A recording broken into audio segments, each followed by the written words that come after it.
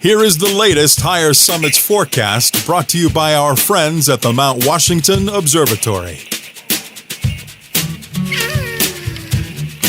Weather above treeline in the White Mountains is often wildly different than at our trailheads. Before you hike, check the Higher Summits forecast at mountwashington.org.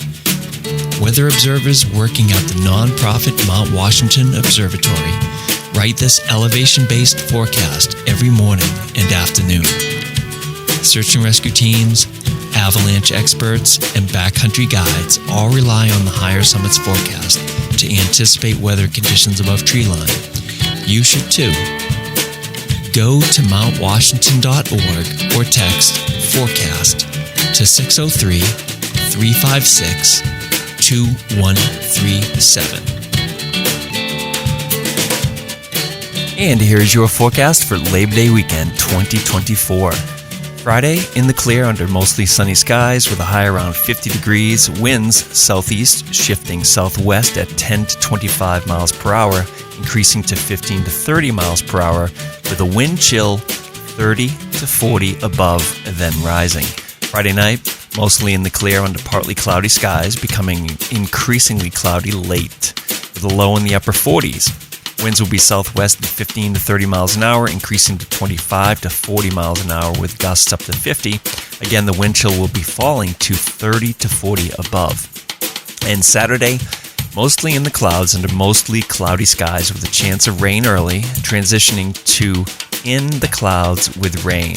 High will again be around 50 degrees with winds southwest at 20 to 35 miles per hour, increasing to 30 to 45 miles per hour midday with gusts up to 55 miles per hour and 20 to 35 miles per hour late.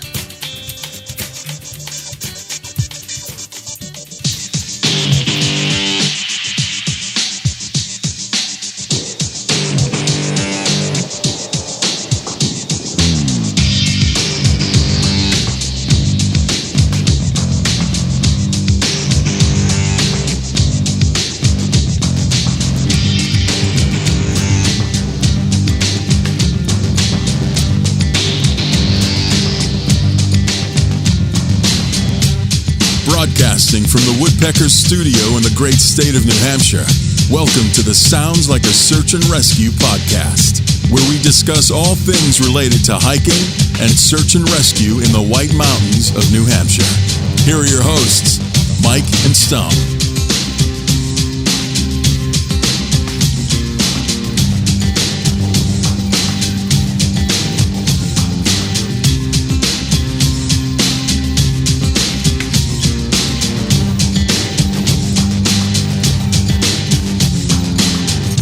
All right, welcome, Stomps. We are back to episode 165. Ken is here with us. Hello, Ken.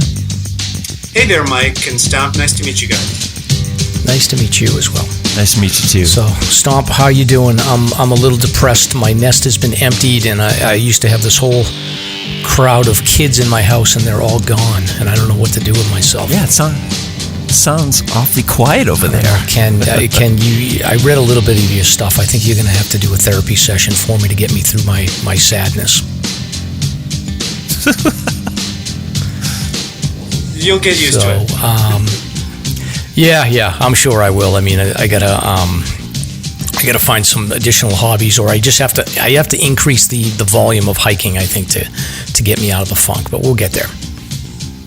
There you go. Excellent. All right, so welcome to episode 165 of the Sounds Like a Search and Rescue podcast. This week we are joined by Barefoot Ken. So Ken Posner is an ultra runner and writer based in New York. He's traveled extensively, including most of the mountains in the Northeast. Ken is a minimalist barefoot runner and hiker who will share some stories of his adventures and also talk about his approach to outdoor adventuring. Plus, ever wonder what it might be like to be stuck on Mount Washington in the middle of a hurricane?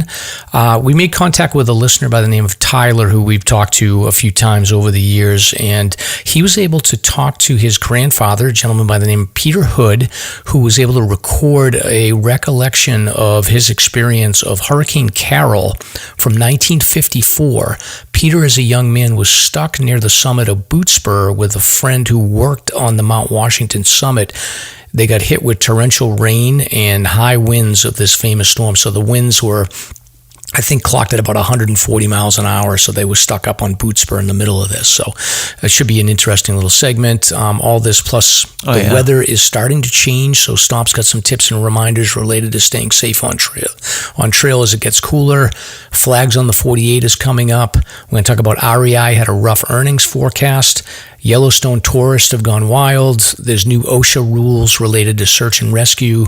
Lost on a Mountain in Maine comes to theaters in November. Stomp's been out hiking on Eagle Cliff, Black Mountain, and Welch Dickey.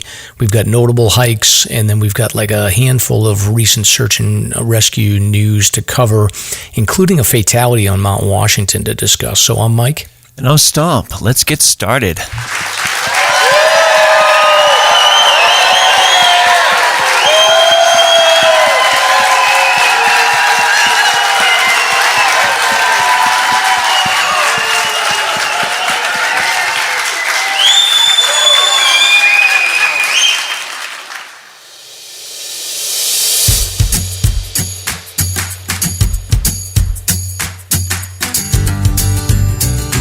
This is Ben Pease from Hiking Buddies. We are a 501c3 nonprofit committed to reducing avoidable tragedies through education, impactful projects, and fostering a community of support. You can find out more at hikingbuddies.org. We wanted to say thank you to those who have supported our mission, and most importantly, say thanks to those who speak up, who ask questions, and who are willing to provide guidance and assistance on the trails when needed. You embody what it means to be a hiking buddy. And now, for all my newer hikers out there, here's this episode's Hiking Buddies Quick Tip.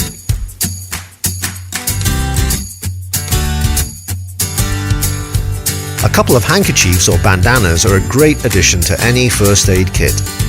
It has multiple uses, from protecting your neck or head from the sun, tying up wounds, repairing a broken bag strap, or simply blowing your stuffed up or runny nose to improve breathing and increase oxygen levels.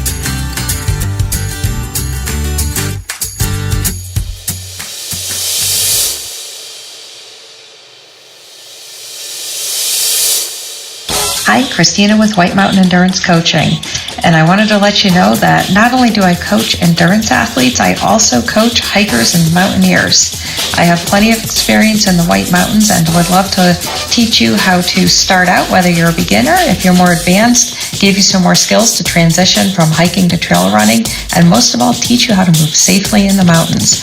So whatever your goals are, whatever your experience is, reach out, coaching.christinapolsik.com. I'd love to help you.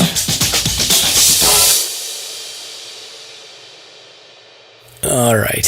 Very good here, Stomp. So we've got a whole slew of news stories and topics to pull since we've been out for... So, Ken, we were off last week. We usually do this show every week, so we get a bunch of... We just basically pick, like, random news stories and things like that to start the episode off, and we've got a big backlog because everyone's been sending us a lot of stuff, and it's 2 weeks' worth of topics to cover now. Yeah. Very good. All right, Stomp. So starting off, the seasons are changing. So Yeah, they do sure you want are. to talk about your perspective around how weather's getting a little cooler and things that hikers should be thinking about when they're getting out there now? Yeah, this is the first weekend that they're really changing in terms of the higher summits forecast, with the wind chills hitting the 20s and 30s, and or actually 30 to 40 as well. So it's definitely getting colder. It's time to adjust your pack ASAP. I've changed my pack around quite a bit. I've started to add some colder weather gear. I've added my Thermarest pad to the bottom of my pack. So it's time to start taking inventory about what's in your pack and making the proper adjustments. And Fishing Game just put out a reminder as well as to the Hike Safe card, which is always a great idea. But look at the Hike Safe website and look at the gear, the 10 essentials, and make sure you're on track to protecting yourself as we start careening into the cold weather. Yeah. So the sit pad is back, and then I typically, like, between, I would say, June and August, I usually just keep like a lighter raincoat on as my warm weather insurance. But do you think is now the time to get the puffy back in the backpack? Yeah, mine's been in there probably for 3 weeks now because it's so unusually cool this time of the year, unlike previous summers. Yeah, definitely. All right. I mean, we hit 40 down here in Thornton this morning. It was like 49 degrees. Yeah, I think today's one of the cooler days. I was down in North Carolina, and it was insanely hot. But yeah, I think it's going to be mid-50s here in Massachusetts. So yeah, good reminders. And then, at what point do we have to start thinking about micro spikes and all that fun stuff? October, November? Yeah, I would think so. Yeah, we have a ways to go for that. Okay. When is the end of summer? Late September? I think so, yeah. September 23rd or something. Let's not talk about that until after that. All right. You know, the good thing about the cold weather now, though, is less bugs. Oh, it's fantastic. Yes. All right. And then next up, Stomp, we wanted to give a reminder that the annual Flags on the 48, which is a September 11th memorial hike, is planned for Saturday, September 14th. So this is an all-day hike where groups will adopt one of the 4,000 footers, so there's 48 of them, and then go up and hoist a flag on the summit of each of them. And typically there'll be some helicopter flybys and things like that. So if anyone's participating in that, just be aware that it's September 14th. And even if you're not participating and you're hiking, expect to see some crowds on the summits and some cool flags. Yeah, it's always a great time. And if the weather's good, sometimes the Black Hawk makes a flyby, which is always exciting. Yes. Yep. So that is coming up. So we'll post a link on the show notes. And then I think if you want to participate, there's like a chat forum on their website that you can go in and join a team.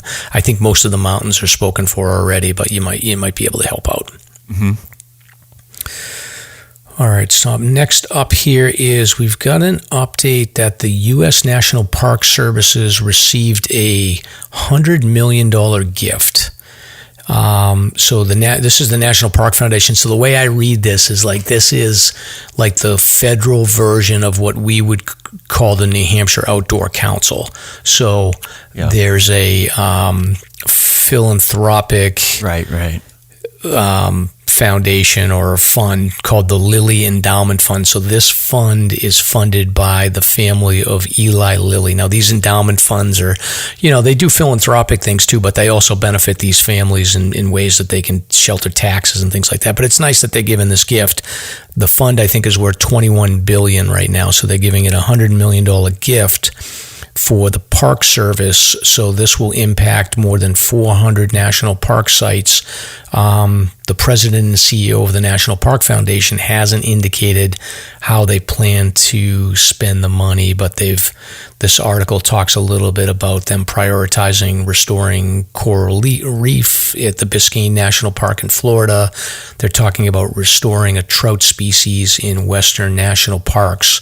And, maybe we can get a little bit of money here in New Hampshire to help out with some projects. But it's pretty impressive, $100 million gift. Yeah, very nice, very nice. I want to figure out if there's a way that we can get some of that money, Stomp. But as podcasters? Yeah, you think we can get an endowment gift from the Eli Lilly company? Yeah, let's apply. Yeah, let's do it. Yeah. Let's go for it. You know who could use an endowment right now, Stomp? REI. Oh, jeez. What's going on? Why? What's happening with REI? So I received this article from about 10 people, and it is... Oh, you know what I did? I put the wrong link in here. But anyway, I don't even have to reference the story. So essentially, REI had come out. They had REI is a co-op, so they're not a public company. They're an employee-owned, or basically not employee-owned. They're a co-op where I think anybody that's a member is technically an owner, but they're overseen by an executive board. So they basically have called out that their earnings have dipped from 2022, and then the earnings forecast for them is not as positive as it needs to be in order for them to reach their financial goals. So I think they said that they lost $311 million last year. Wow. So there's some open questions around. So they've been using savings to basically close the gap on those losses. There's an open question on the long-term, direction of the company, how they're going to turn it around. Now, they do issue a dividend every year. So one of the things that they could potentially do is do away with the dividend. That would close the gap potentially in some of the losses that they've been dealing with. There is some struggles between the executive board and the green vests, who are the workers at REI. And there's been, I think, 10 stores that have unionized out of about, I think there's like 180 stores or something. Maybe I could be wrong about that, but I think that there's around 185 stores. So there's some tension. So this meeting wasn't exactly positive. So REI is struggling a little bit. They definitely were. They received a lot of positive impact from COVID, but that has since retracted a bit, and their revenue has dipped. And the thing I've noticed about REI, I know, Stomp, I know you don't really go there that often, but to me, it feels like their focus has been more heavily on more expensive clothing, in that the actual gear they offer. Like, I look at the backpacks, and it seems like they've got Gregory, they've got Osprey, they've got Duder for backpacks, and then they've got their own brand. And they used to have more selection, I think, for backpacks. So I don't know if that's one of the ways they're trying to consolidate, but I think that, hikers like to sort of play around with different brands, and there's not as much variety from what I can tell. Yeah, I suppose. I mean, their base is probably more what? I don't know, if you want to call them middle class, I suppose. Yes, no, as opposed to, say, like an Arc'teryx or something like that. I feel like I feel like the good deals on gear were easier to find, but I also wonder, there was a bubble where these things ebb and flow. Like running's like that too, Ken. Like you have running booms, and then you have a slowdown. So like hiking, I feel like there was a big boom. I know me personally, like I have all my gear. Like I'm really not in the market to buy anything new or expensive, because I have more gear than I need. So I wonder, maybe less people are getting out there, or the market's saturated, and they're just not getting the benefit of the new hikers as much as they were before.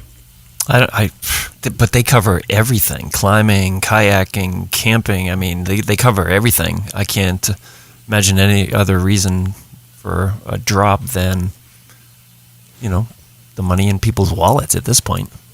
I mean, EMS is sort of going through the same thing. Absolutely. I mean, inflation's not helping, I don't think, and the economy's maybe not as good as it has been. Yeah, I would think.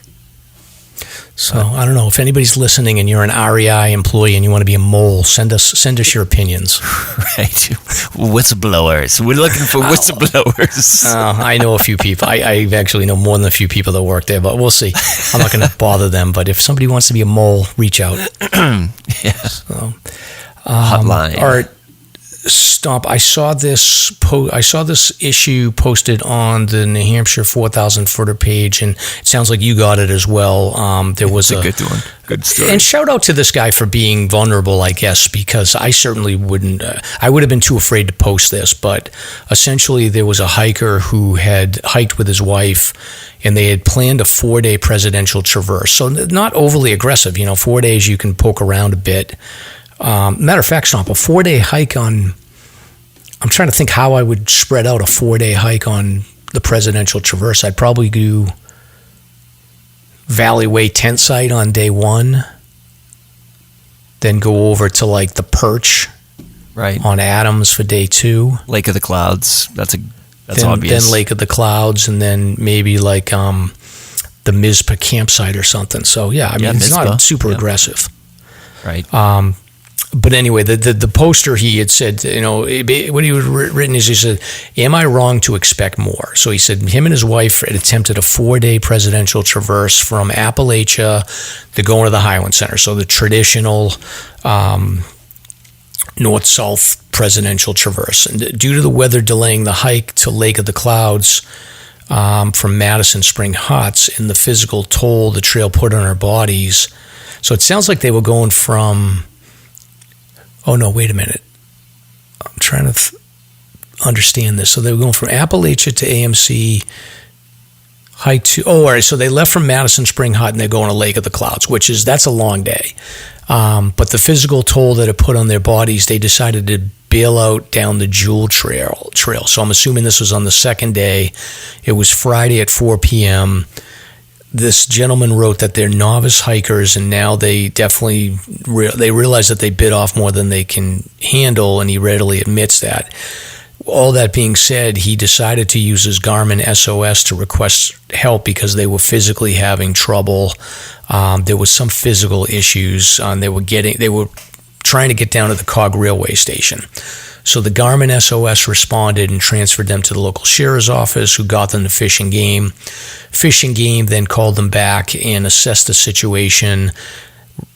They confirmed that they had gear with them to stay overnight. They confirmed that they had food and water. So again, they're doing a 4-night overnight, and this is day 2. So they had all the gear they needed. Fish and Game assessed that they were about 1.5 miles from the Cog railway station at 8 o'clock at night, and the sun was just setting. And stuff, we talk about this a lot, is that sometimes the Fish and Game, they make a call and they say, like, look, we're not coming out. You can stay out overnight because it's warm enough and you've got the gear. And that's exactly what happened here. Right. Is that Fish and Game advised them to just stop and rest, get in your sleeping bags, and camp out for the night. He does a little bit of like editorializing around, like, basically like Fish and Game told them to suck it up and deal with it themselves. They had gear, water, food, everything. And what the poster was asking the commoners was whether or not this was reasonable. And what did they expect? I think they expected they were going to have somebody come walk them out. But that's ridiculous. Yeah, I mean, they were expecting too much. I mean, stop you. The story continues. They got out by 10. There was 2 hours. I mean, they were tired. Just chill for a while. Worst case scenario, stay out. They had all the gear. It's absolutely the right call. Yeah, I mean, they got out of their comfort level. So, but it was, and then their car was at the Highland Center, so they had to figure out a ride from the Cog Railway to this guy's wife must have wanted to kill him, by the way, right? My wife would kill me. And this story was sent to me by listener Jeff Keaton, and he brought up the point that this is a really good reason to look for guides or groups like the Hiking Buddies if you're a novice, so you don't get yourself in this situation. So that's a good point, Jeff. Thanks for sending that along to us.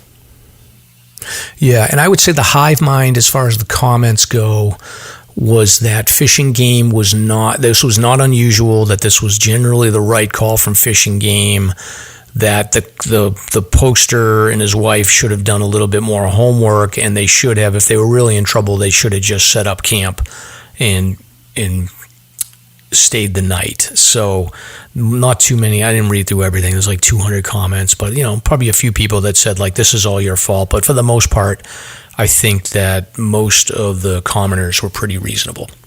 Right. Because an expectation was set ahead of time.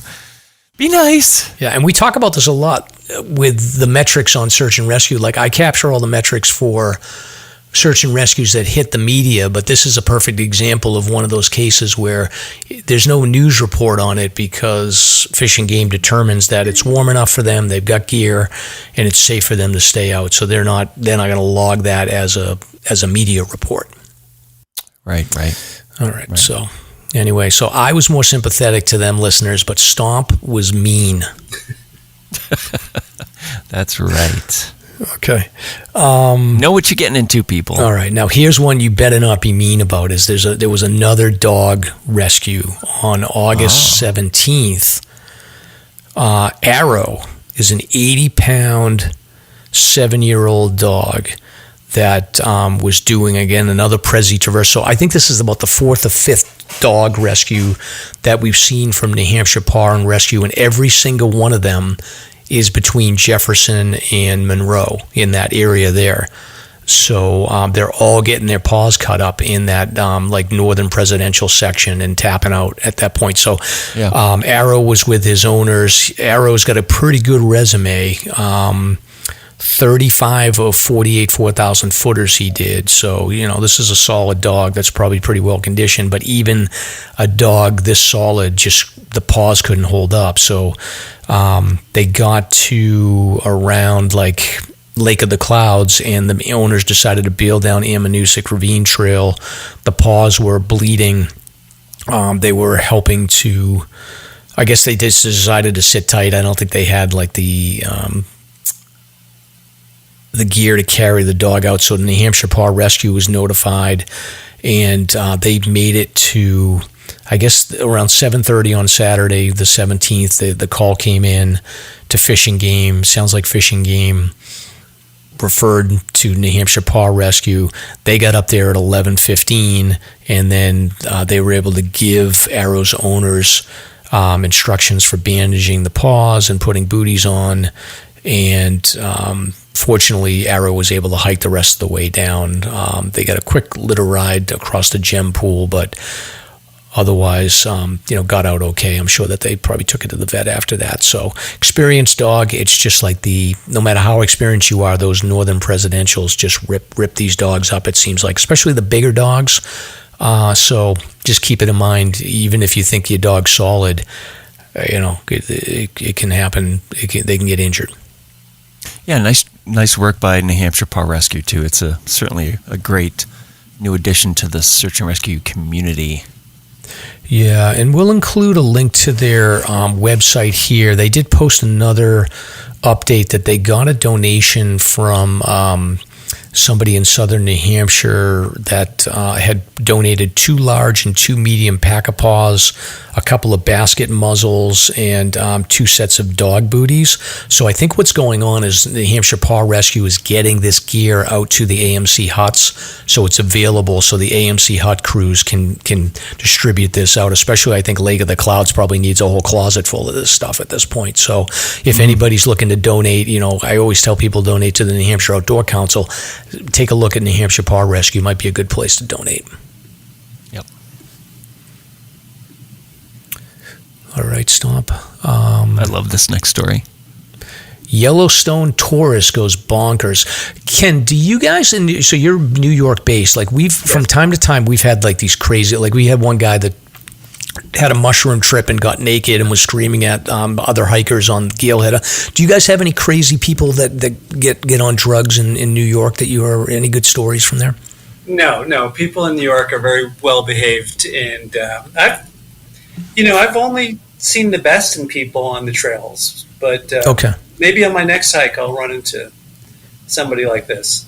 Yeah, you can spend more time in New Hampshire. So you'll find somebody, but anyway, in Yellowstone, we do frequently do stories of tourists misbehaving on Yellowstone. I think it's accessible, it's really popular, and there's a lot of things that can get you in trouble in Yellowstone. So I think that may be why. But this story, Stomp, this might be a little different though. Over. Yeah. So this tourist was accused of stealing a Park Service tow truck and taking it for a joyride around Old Faithful in Yellowstone Park, all while drunk. So apparently the ordeal started on August 10th. A gentleman by the name of Alan. Generally we don't use names, but I think in this case I'm going to. Alan Bowling, come on down. He was denied when he attempted to buy beer at the general store. So all these national parks have like general stores. Like I've been to Yosemite and they have like the general store near Camp Curry, and you can go in there and buy 6-pack or whatever. And generally everyone's pretty well behaved. But in this case, he goes into the Old Faithful general store, tries to buy beer. It wasn't even that he was denied because he was drunk. His credit card just wouldn't work. So his credit card declined. So Bowling then left, got mad, decided to climb into this Yellowstone heavy wrecker, which is a tow truck, and just drove off. And the suspect, he's not an employee of Yellowstone Park, and he has no authority to take the vehicle. So Bowling plowed through a large wooden fence in the truck and drove it along the public side of the geyser before turning around near the Old Faithful Lodge. The document says, I just picture the Dukes of Hazzard here. Epic. Yeah. And he crashed the truck, got out and ran across some trees before the Rangers followed him, and eventually they arrested him. He claimed that his name was Nathan Patterson, and he was an undisclosed United States Marshal, and he needed to get the truck to the U.S. Marshal headquarters, so he might have been having a moment. That's all right. Yeah, that might have worked. Hey, you never know. And he refused the sobriety test, so they had to get a warrant in order to search to get a blood sample in order to check him. So Wow. Faces 4.5 years in jail and $45,000 in fines. Whew. Unbelievable. What a crazy story. I love the U.S. Marshal aspect of it. Yeah, he's probably aware of the Pierce Brosnan, the Hollywood actor that got in trouble for walking in around Old Faithful, and he probably figured, like, he got a slap on the wrist, so I'm going to go out and do this and get a slap on the wrist. Oh, yeah, sure. Good luck with that. Yes. Oh, brother. Good stuff. So, all right. Well, Ken, we're back to New York right now, so I want can you see the script I sent over? Yes. If you scroll down to the bottom to page, I think it's page 5 or 6, what I'm showing Ken is a picture of a gentleman who is walking across a railroad trestle that's above a body of water. And it looks like what happened is that his foot fell in between the railroad ties, and he's now jammed in there. So apparently park rangers in the Adirondacks were called to somehow rescue this guy because he was stuck. His knee was jammed in between the railroad trestles. So this is something that you have to be aware of. If he had, instead of having sandals on, if he had big clunky sneakers on like I wear, Ken, he wouldn't have ran into this issue. But have you ever run into this? Or if you've been wearing snowshoes. Snowshoes, exactly. Yeah, snowshoes. Skis. Yes. Skis would be even better. Yeah. I haven't been on a trestle bridge. I don't spend a lot of time in the Adirondacks. We've got some beautiful trestles down where I am in Ulster County, but they're solid. They're solid, so you can't fall through. That sounds really painful. Yeah. Imagine, like, painful and embarrassing, and having to wait for someone to come get you and pull you out of that. I don't know how they got them out, if they had to cut the trestles or what the story is, but if you had big snowshoes would fix that, or if you had big clown shoes, you'd be okay. Yeah. So, yeah. But I'll post that in the social media so people can take a look at it. Looks like a lawsuit. Somebody that built that bridge is going to get sued. Yeah. The railroad trestles need to be only like 1.5 inches wide. Right. Next up, I got this sent to me by a few people. Actually, shout out to my friend of the show, Al. He had sent over a couple of these articles. The Occupational Safety and Hazard Association, I don't know what, it's called OSHA. They're the ones that are in charge of making sure that everyone wears, like, helmets and safety gear on work sites and all that stuff. And they also have responsibility for all the regulations tied to overseeing fire departments, emergency medical services, and any other agencies that respond to emergencies. And there's currently a proposal working its way through the Occupational Health and Safety Administration to replace existing fire brigade standards with a new emergency response rule. And essentially what this would do, and I guess this fire brigade rule, I guess I can't say brigade, Stomp. It's not a word I can say. It flows like chemin de dents. You just got to say brigade. Brigade. Brigade. So apparently the fire brigade rule has not been updated since 1980, and one of the aims of the OSHA effort is to help reduce injuries and deaths among firefighters. And what they're proposing basically is that volunteer fire departments would have to comply with new rules, which would essentially cost significant amount of money, and it would make basically volunteer fire departments and volunteer search and rescue organizations so expensive to upkeep that it almost would force the state agencies to take over administration and make them professional instead of volunteer. So some feedback, like I guess it sounds like the International Association of Firefighters backs the rule changes because they feel like it'll help protect firefighters and EMS workers. It'll also expand payrolls for them. But there's also some speakers. They talked to one guy in this article that says the new rule will have a profoundly negative impact on volunteer and career emergency responders across Montana and the country. So a lot of the Mountain West states are fighting back because they rely on volunteer fire departments and volunteer search and rescue. So a number of the governors out in that area are and senators. So this is basically being spearheaded by a senator by the name of Steve Daines in Montana. He's writing the Department of Labor objecting to the proposed administrative rule. So essentially, potentially, if this went through, this could impact all volunteer search and rescue. It could impact any volunteer fire departments, and they would have to fund these roles in a way that it would make it basically very difficult to maintain as volunteer organizations. It would almost force the states to professionalize them. Well, Mike, I'll tell you, down in Ulster County, New York, where I live, we've got volunteer fire in a number of areas, and we've got volunteer search and rescue organizations which are quite good, like New Jersey Search and Rescue and Sam's Point Search and Rescue. So that would be really counterproductive. I'm not an expert in any of these areas, but it sounds really counterproductive for the state to try and do everything. Yeah, and my skeptical take on this is that this could be a gift to labor to say, like, okay, we're going to basically force these agencies to professionalize so that it expands the job market. I mean, you could argue that that's a good thing, but I also think that in some of these cases, like, it's not broken, it works well, there's no need to fix it. But we'll have to keep an eye on it. It sounds like there's a lot of resistance that's piling up from the Mountain West state leaderships, and maybe this feels like one of those things that will cut across political lines potentially, and maybe you'll get bipartisan pushback on it, but it's worth keeping an eye on. Yeah, I think you can just define it a little better.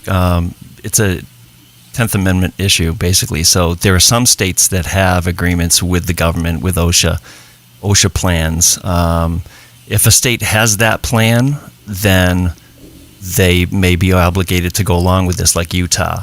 So if that is the case, then their options are either to have the legislature get rid of this agreement with OSHA, or raise taxes, to cover the new 700 hours of training and medical surveillance and everything else. As far as I know, New Hampshire does not have this relationship with OSHA, so it would not impact New Hampshire Search and Rescue. It's a 10th Amendment thing. So basically, the government dangles the carrot, and they say, if you want some funding, if you want us to pay for your rescues and everything else, your EMS services, then you're going to have to do this. It's the 3 C's. The government can't coerce, compel, commandeer state employees. And in New Hampshire, search and rescue volunteers do become state agents, but again, they don't have, as far as I understand here, a plan with OSHA that would entangle us into what's happening in the Midwest and the West. Yeah, it's pretty fascinating. But it's going to be a disaster because they're trying to lump search and rescue volunteers into services that would deal typically with like toxic exposure, decontamination, active shooters, you name it. And that's just not the case with backcountry rescue. So it's going to be a nightmare. It's just unaffordable. Yeah, it's interesting. So thanks for that clarification, Stomp, because I wasn't 100% clear how that will impact specific states, but we'll keep an eye on it. And it sounds like it's one of those deals, like it's like federal funding. You have to do all these things to comply to get federal road money or it's up to the state to fix the roads. But it sounds like not everyone does it with OSHA. So. And I'm guessing, but I think that's generally why you see New Hampshire Fish and Game using things like the Hike Safe and whatnot to make their budget, because they're more or less self-sufficient. They're not getting that sum from the feds that I'm aware of. So it's a whole different dynamic. Out West is very different. The sheriffs run the show. It's like in this case in Utah, there's like 29 jurisdictions, 29 different sheriffs, all managing search and rescue and EMS. It's wild. Very different. Very good, Stomp. All right, you had some housekeeping notes here. Yeah, just a couple things. We're getting pretty overwhelmed with emails that come in. So if you're sending us emails, and we appreciate it for tips, news tips, stories like that, if we don't respond, don't be offended, but we just can't respond to everything. So again, thank you, but be aware. And then on the I can tell you that with me running the Facebook page for the Slasher podcast, I can guarantee you that there will be probably a 30 to 40 day delay in emails or messages because I look like once a month. I'm sorry. Yeah. It's the same thing over here with Maybe. It's like, especially with the notables, like we're just getting slammed by the notable tags, and we love them. It's great. But again, if you don't make the list or we don't mention it for a month or two, or if we come back from vacation and we're trying to catch up, we're doing the best we can. But just a little bit of housekeeping there. Setting expectations, as they say. We all know that hiking a mountain can be hard at times. So here's a corny dad joke to help you get over it. Ba-dum-bum.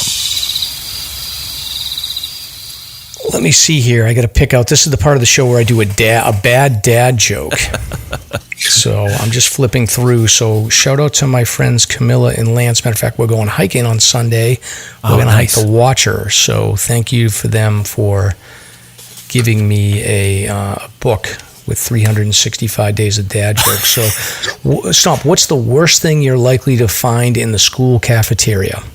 What's the worst thing you can find in the school cafeteria? School pizza. The food. Yeah, okay. Brought it out. Yes, it's absolutely true. I feel like that's mean. I used to love the school lunch pizza on Fridays. The square pizza. Did you guys have that when you were? It's so bad. Anyway, that's bad.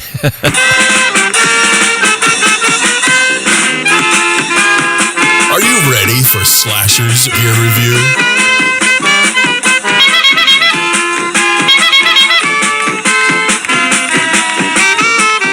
All right, now we're going to talk a little bit about gear stuff here, Stomp. So you pulled a couple of gear updates for the listeners to think about. So what do you got? Yeah, so we had a question from listener Coffee and Vinyl who asks, this is in reference to a recent episode where we talked about the Arc'teryx powered pants. The pants actually help you move. And his question is, or their question is, if you're hiking the 48 list and you wear Arc'teryx assisted pants, does the peak still count in the eyes of the AMC 4,000 footer committee? And that's actually a really good point. Earlier I was thinking like, okay, well, people use poles, but that's different because these pants are helping you. This falls under like bicycle rule. Like, no, exactly. It doesn't count for the lists. Yeah. Yeah, wild. It's a great question. So yeah. It's not covering the rules, but I'm making the call on that one. Yeah, good call. Because soon people are going to be in those like avatar robots, not doing a thing, and the robot's going to be taking them up the mountain. True. Oh boy, strange days. Next, we have this thing called Cressalon that I discovered. I discovered it. You invented this? Yes. Yes. Congratulations. Did you patent it? Yeah, fortunes are changing instantaneously. So this could be something that ends up in people's first aid kits, in my opinion. It's a revolutionary hemostatic gel that shows promising results for treatment of penetrating traumatic brain injury, and it's also being applied for just injury and wounds in general. And apparently this gel just stops bleeding. It's a plant-based gel, and it has been shown to control bleeding when applied to a wound. So it's pretty neat. I mean, keep an eye on it. So if you pierce yourself with like a tree branch when you're out in the woods, exactly, that's what I'm thinking. Then you could use this. You could slap this gel on there, and then hopefully you could stabilize the bleeding and then get the patient out. Yeah, that's the idea. I mean, if they're talking about using it for head injuries, piercing head injuries, then I would think that there'd be application for smaller wounds, but the article doesn't really get into that. It does focus more on the more dramatic injuries. But it seems to be, according to the article, it's a syringe and it's designed to provide a fast, effective, and easy solution to stop and control severe bleeding at the point of care. That's wild. Very good. So we'll have to put that in the show notes. People can check it out. Ken, I want to apologize ahead of time for this little segment here. So one thing you have to understand about Stomp is whatever minimalist is, he's like the exact opposite of it. So he's going to talk about this like gear hack that he's put together that's going to make him go from ultra heavy to ultra heavy. So I apologize ahead of time. But Stomp has got... Well, I found that, getting older reinforces the ultra light discipline. I couldn't carry. I was down. I was down watching the Best Ranger competition, and these young folks are running, carrying, in body plates and boots and carrying 60-pound sandbags, and I would have just fallen over dead. Yeah. See, so Ken, you've learned lessons as you've gotten older the correct way. Stomp seems to revert. He's like Benjamin Buttons. He's going the wrong direction on here. Right. So why don't you talk? Yeah. Well, he may be a strong dude who can carry a lot of weight. He is. I'll give him that. So, but Stomp, why don't you explain? So Stomp wrote here. I'll just read it. He said he's got rid of his rain pack and he's replaced it with. I'll let him explain, but he's replaced it with 4 or 5 different things that make his pack ridiculously more heavy. Well, the rain cover's useless. It's useless. If it rains, you put it on and your pack's not wet. Honestly, this thing, we joke about the Vaucluse gear being 3 ounces, the socks. This rain pack cover had to be 5+ ounces. It was heavy. I felt it all the time. Impractical. I never use it. So I use those waterproof bags, cinch bags for whenever it's raining. I'll just throw one of those plastic bags in my thing. So I cut it out. There goes the weight. And so I have 2 packs. So in my summer/fall low pack, the 60 liter, I put in a solo bivvy and a foil warming blanket. Okay, because in the warmer weather, you really don't need that, harder shelter necessarily. In the winter pack, I put in a full tarp and paracord just so I could build shelter for somebody or myself or whoever. In the summer, you don't really need, I don't think, when it's 90 degrees and humid, you're not going to need that Thermarest pad or necessarily a shelter. So, but yeah, that's what I did. So I have never been a fan of those rain covers. I just think they're silly. And they were heavy in my low. I just put the dry bag inside. Yeah, so if the outside of the pack gets wet, the clothing on the dry bag is protected. Correct. Yeah, that's what I do. That's how I approach it. Otherwise, your pack's going to get wet. Yeah, I use a lot of times I'll use a trash bag. I had a rain cover, but I had a stomach issue on trail in a place that I wasn't able to dig a hole, so I used my rain cover as a landing pad and then put that in the trash bag and I haven't replaced it. So that's another good use for a rain pack. Yeah, that's a good application right there. Yeah, well, that was not a fun day, but anyway. Stump and I will have some different perspectives. The first time I did the John Muir Trail, my max load was 35 pounds with 5 days of food. But that includes everything down to my wristwatch. And by the third time I did it, I think my max weight was 25 pounds. It was 25. And what's the John Muir's couple hundred miles? It's 211 miles. 211. But 5 days of food was the max. And I was like, well, I've got 3 water bottles. Why don't I get rid of 2 of them? Yeah. Right. Okay, and I bet by the second or third time you've got the water strategy. Yeah. I mean, you've been there, so you kind of know what the water situation is. The first time you probably don't know. You gotta have some insurance policy there. So anyway, so Stomp is all over the pack modification. So congratulations.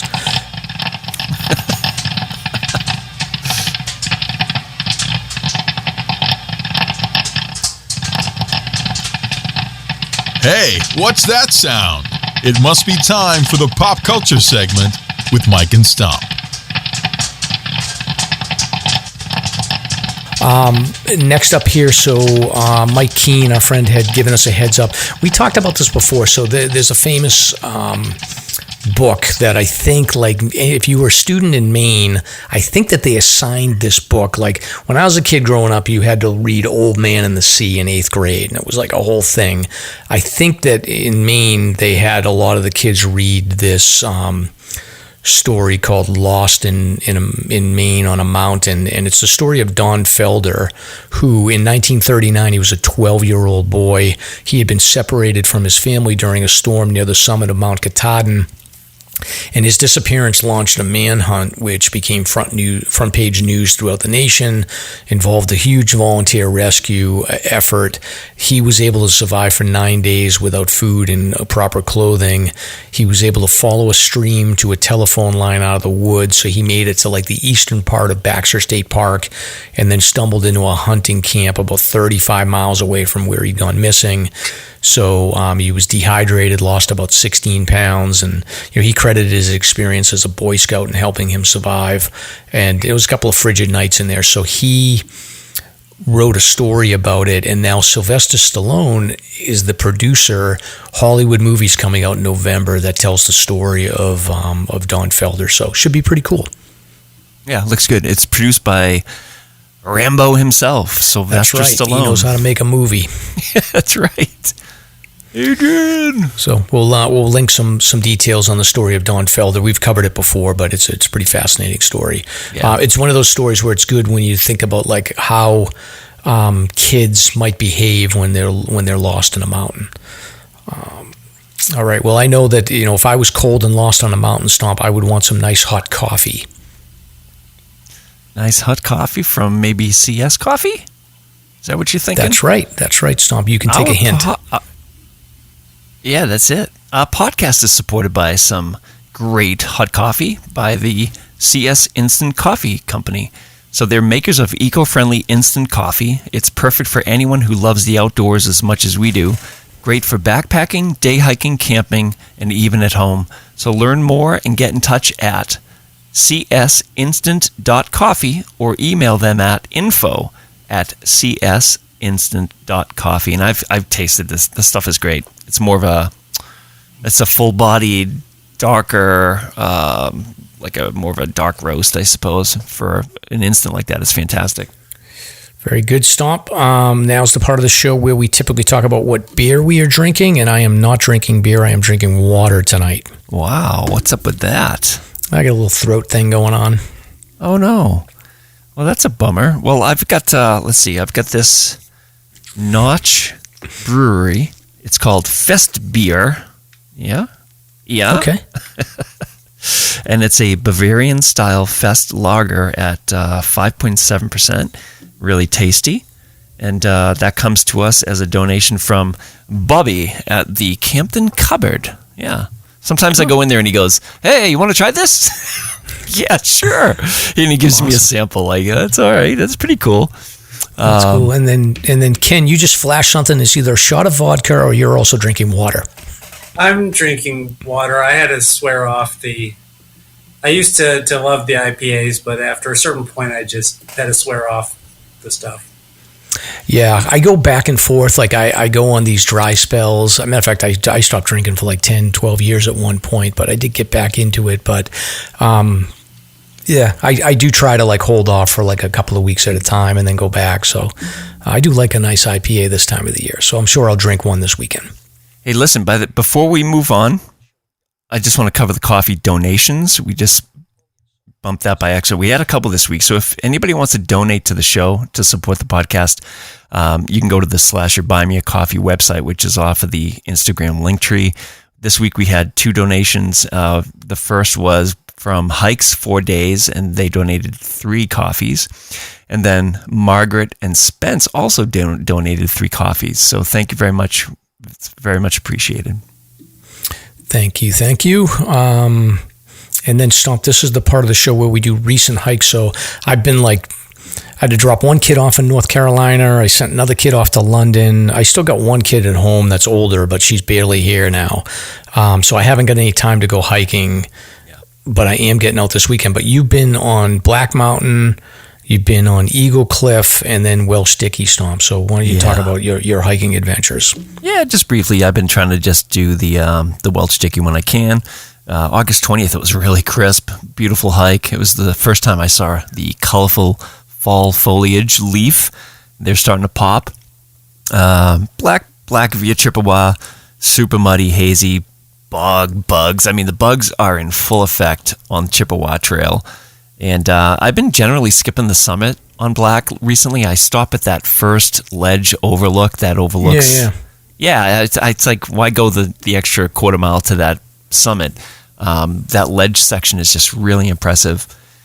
And then just Did this you last do lime kilns? No, I've done that once or twice. Yeah, I'm all set with that. This is like after work stuff. I get out of work and I just zip up there and try to get some exercise. And then Mrs. Stomp for the win. She found a hike that she'd been eyeing for quite a while, and it's Eagle Cliff, and this is located in Sandwich. And it was awesome. It was only 0.6 miles up, so it's basically 1.2 on full, and you're done. And it's a beautiful trail. It starts maybe the 0.3. It's all flattish, relatively easy grade, and then there's a section of cliff scrambles that you can either bypass or ascend to this incredible viewpoint that overlooks the entire Squam Traverse from Doublehead down to Cotton, literally the entire 13 miles. And it extends beyond that towards Whiteface past Conaway, and you can just barely see Chicora at the end. So, and that's looking from the east towards the west, towards that whole traverse. So short and sweet, but huge payoff. What a cool little hike. And it's over the Squam Lakes, too. So the lake is like right below you. And this is a trail hike. This is not a bushwhack. Correct. Right. It's called Eagle Cliff. And this actually connects, if you continue from Eagle Cliff, you go another 2 miles or so, and it connects to Red Hill Fire Tower, which is in Center Harbor. So it's awesome. I think I'll head back at some point and try to do a traverse from Eagle all the way over to Red Hill Fire Tower, and then down the Cabin Trail, which would be maybe 2, 4, 5 miles like total. But it's a beautiful area, really nice. Well, good for you, Stomp, and I will hopefully start stepping it up a little bit. I apologize for being lazy. Oh, dude, you've been busy, super busy. All right. So now's the part of the show where we got a backlog of reckless hikes, reckless. We have a backlog of slasher notable hikes of the week. I don't know why That's right. Reckless in there. Yeah, well, some of these might be reckless. So we have Brady Girl 1, who did, let's see, she gridded out Kinsman's for 500 out of 576 for the grid. Duchess 3663 did Wildcat A and Carter Dome for 25 and 26 out of the New Hampshire 48. Birches at Deer Park hiked Middle Sugarloaf, sporting a very sharp slasher tee, and then had a post-hike brew at Reckless. Speaking of Reckless, That's why I said that. I saw that on the script. That's probably it. Jennifer Collins, 5678, finished 67 out of the 67. Shout out Jennifer. Yeah, that's huge. So she camped and hiked North Brother, Saddleback, The Horn, Bigelow, Avery, Bigelow West. That's a big, that's a big finish. So, Ken, I was looking at some of your blogs. Like you've clustered together a bunch of these main summits as well, right? Yeah, I've done the I guess it's 111 the 4,000 footers in the Northeast. So I was in Maine last summer. When you go out, you do like 5 or 6 summits at a time, or you spread them out a little bit more? Well, I mean, it's usually my vacation time, so I drove up to Maine and did all of them in Maine over 2 weeks. Oh, wow. And then on the way, when I was at the last one, I met a young ultrarunner, and he was going to do all of them over the weekend. Oh, well, there's always somebody. There's always a bigger fish, right? Yeah, it made me feel old. Yeah, well, that's still impressive to get those done in 2 weeks. So anyway, Continue, Stomp. All right, EC Banks hikes. 356 out of the grid, 576 for Caps Ridge to Jefferson. And then just today, which would be Thursday for listeners, Liz Fay and Dave Schitz in the Woods did Mount Huntington and Huntington South today. And I've yet to chat with Dave, but we were chatting about some of the different approaches. Those are challenging. Yeah. But congrats. Marley Sue 2, Z-Bonds Traverse, very cool. At N Dexter 4888, finished the 48 and 48 peaks on Moosalak. Kinesthetically Aware Wolf finished the 48 as well on Mount Carrigain. It's always a classic. So, Stomp, I have a question for you. I was trying to understand how you would pronounce that. So it's Kinesthetically Aware Wolf. Aware Wolf. What does that mean? Apparently it's a werewolf that's kinesthetically aware. But what is kinesthetically? What does that mean? What's the definition? Kinesthetic is just, when you move your joints, your brain registers how your body's moving. The joints send information to your brain. That's kinesthetic awareness. Ooh. So Ken, if you were ever going to rebrand from Barefoot Ken, Kinesthetic would be a good. That would be a good branding name too. Thank you. Yeah, just keep that one in your back pocket just in case. Kinesthetic a werewolf. Oh boy! So we have Rhonda's hiking again. Congrats, Rhonda, for hiking again. Did Crow Hill in Edinburgh, Scotland. Mountain Ginger hiked Mount Rogers, which is the highest point in Virginia, and also the McAfee Knob. P. Gam Jr., Paul Gamel, our buddy, he hiked 12 miles in the Ospreys for Faraday, Shaw, Roberts, Black Snout, Turtleback, and Bald Knob. A-Bomb Graham tried to outdo Stomp and Nobby by doing Great Gulf Trail, Spinks, Washington, Six Husbands, Jefferson, Adams, Madison, and then down Madison Gulf. That's pretty epic. Folkstar hiked Crocker and Herd Path to Reddington for 64 out of the New England 67 highest. And that friggin' hiker did Lynn Woods. Oh, man, that's the winner right there. We talk about Lynn Woods occasionally. It's such a magical gem. No. Dude, I will take you on a tour in there. It's going to blow your mind. All right. We're going to get mugged. And then two more here. So Margaret and Spence. Margaret completed the 48 with an overnight at Gio, finishing on West Bond for sunset. That's epic. And as you remember, Margaret's our little listener who's just crushing peaks with her dad. Okay. Margaret, Ruby, and pup Nisa finished 48 on Carrigain after 41 miles to complete the last 6 peaks. So I guess they were out crushing the 6 peaks to finish over like a weekend or something to that effect. So wow, how am I supposed to? No kidding. How am I supposed to pick a notable hike of the week? Dude, it's so hard. So Ken, usually we pick like one hike and we give it like, okay, yeah, that's the notable hike of the week. Congratulations. There's like 6 people that have finished their 4,000. Dude, all right, here we go. So this is hard. what I'm going to do, Stomp. I'm giving every one of these people a shout out. So Margaret, Ruby, and Nisa. So you got a dog. So you get. Oh, then there's a little kid. How old is a little Margaret? Margaret. Gee whiz, that's a good question. She's got to be younger than kid. She's probably younger than our other little wanderer out there. I got to pick a little kid over a dog. I don't know what to do here. All right, I'm going to pick the little kid. So Margaret and Spence. Notable hike of the week. Margaret, Ruby, and Nisa are tied for notable hike of the week. Then I've got Jennifer Collins because she did the 67. Okay. She's tied for notable hike of the week. And then I've got Ann Dexter, 48. Don't put numbers in your Instagram, please. And then Kinesthetically Wolf. So congratulations for everybody. It's a 5-way tie. There you go. Everybody gets a prize. The little kids and dogs do it for me every time. So nicely done. I wouldn't have been able to divide that one up. Yeah. Right about now, Ken is like, "What did I sign up for?" And right on to all the people, man. They're out there crushing it. That's so cool. We had in the Catskills a young woman by the name of Luna became the youngest person to do the Catskill 35. Oh, I think she was 4 or 5 at the time. Oh, yeah. So that's what's happening here in the Whites, too, is that we're seeing like younger and younger kids that are going out there. And I think that there's, it takes a while, I think, to get in the groove with the younger kids, but like it shows that like certain kids, you can build them up and they seem engaged and they can do it. Her dad said the secret was gummy bears. Yes. Yeah. So that's always that. I always found like, food and making sure you have like a full list of topics to always talk about to keep the kids occupied when they're hiking. So yeah, games, songs, things like that. That's great. Yep. And keep them cool. Make sure that they don't sweat, right, Stomp?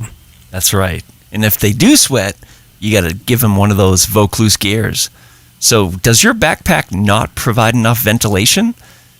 Does your back sweat too much when backpacking? As you know, sweat can be extremely uncomfortable on the trails. Plus, sweat is a serious risk factor in both hot and cold climates. As your clothes get wet, your core temperature can dramatically fluctuate, and this can result in hypothermia, heat exhaustion, dehydration.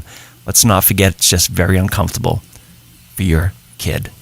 Today's your lucky day because we have good news for you. There's a piece of gear that solves the sweat and ventilation problem, making your backpack more comfortable. It's Vaucluse Gear's ultralight backpack ventilation frame. It's an ultralight backpack accessory that easily installs in your favorite pack, sizes 15 liters to 45 liters, and creates a ventilating airflow gap between you and your pack. It's also ultralight, weighing around 3 ounces or equivalent to a pair of wool socks. So whether hiking in hot or cold temps, the ultralight backpack ventilation frame from Vaucluse Gear is a real game changer regarding airflow and ventilation. So visit them at vauclusegear.com to order an ultralight ventilation frame today and use promo code SLASHER, that's SLASR, to enjoy a $5 discount, and let them know that Mike and Snom sent you.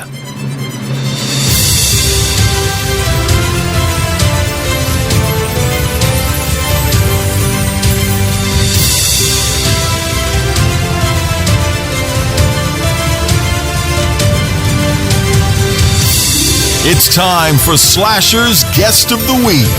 Very cool, very cool.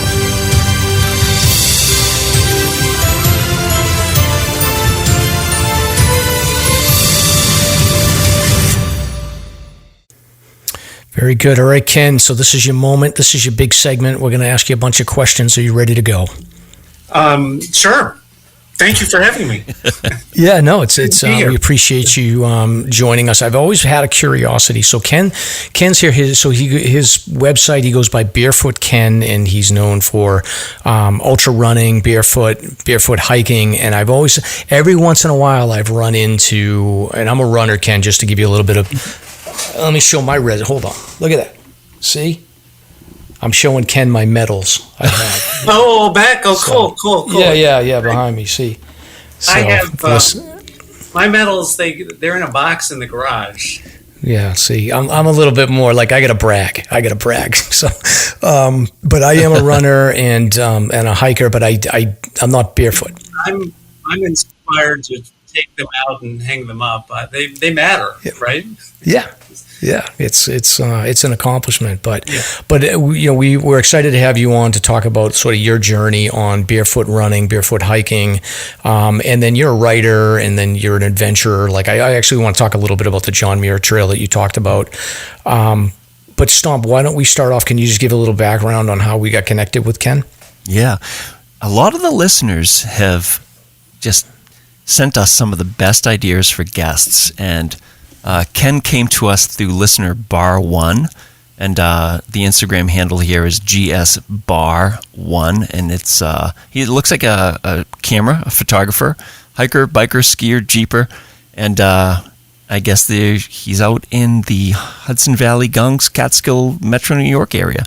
So GSBar1, thank you very much. Excellent. So Ken, I guess maybe to start off with, if you could just give us a little intro about yourself or your background, talk a little bit about your early life, and then how you got into running up to before you got into barefoot running, and then we'll get into that. Well, I was, nothing remarkable about my early life, although when I was 12, we went to New Hampshire on vacation, and my parents took us up on a hike up Mount Jefferson. And I'm sure we would have been the unprepared hikers all in jeans and having little sense of what we were doing, but we just walked up it and survived and came down. And I think that maybe that stayed with me. When I was in college, I did Outward Bound in Colorado. And then after college, I was hungering for something that was not sitting behind a desk. So I ended up joining the Army. Spent 4 years, a peacetime veteran, but in light infantry and ranger units that were, out in the field. And that was really important to me. So I didn't really become a serious runner until, my late 30s, early 40s. And, I was working the corporate job and seeing people drop left and right from, medical issues and stress-related issues. And I was like, I better get back into shape or I'm not going to be around for the long haul. Yeah, I had a similar, I was a little bit younger, but I remember I've been working corporate jobs for a lot of years, but I remember my car was parked on the third level of a parking garage in Merrimack, New Hampshire. I was working at Fidelity, and I walked up to my car. My wife called me when I was almost up to the third floor, and I was talking to her on my cell phone, and I couldn't catch my breath, and I said, I gotta call you back. And that was my moment. It was right before we started having kids. I was a runner early, but that's when I just said, this is enough. I got to get back into shape. So did you have, was it one moment like that, or was it just a general? Well, it was sort of a memory that came back to haunt me. When I was a kid, I did karate, and we went off to a special training, and once somebody was like, see that guy over there? He just turned 40. And for his 40th birthday, he ran 40 miles. And we had never heard of anything like that. So we were just stunned. And of course, I forgot that totally until I was like 39 and a half years old.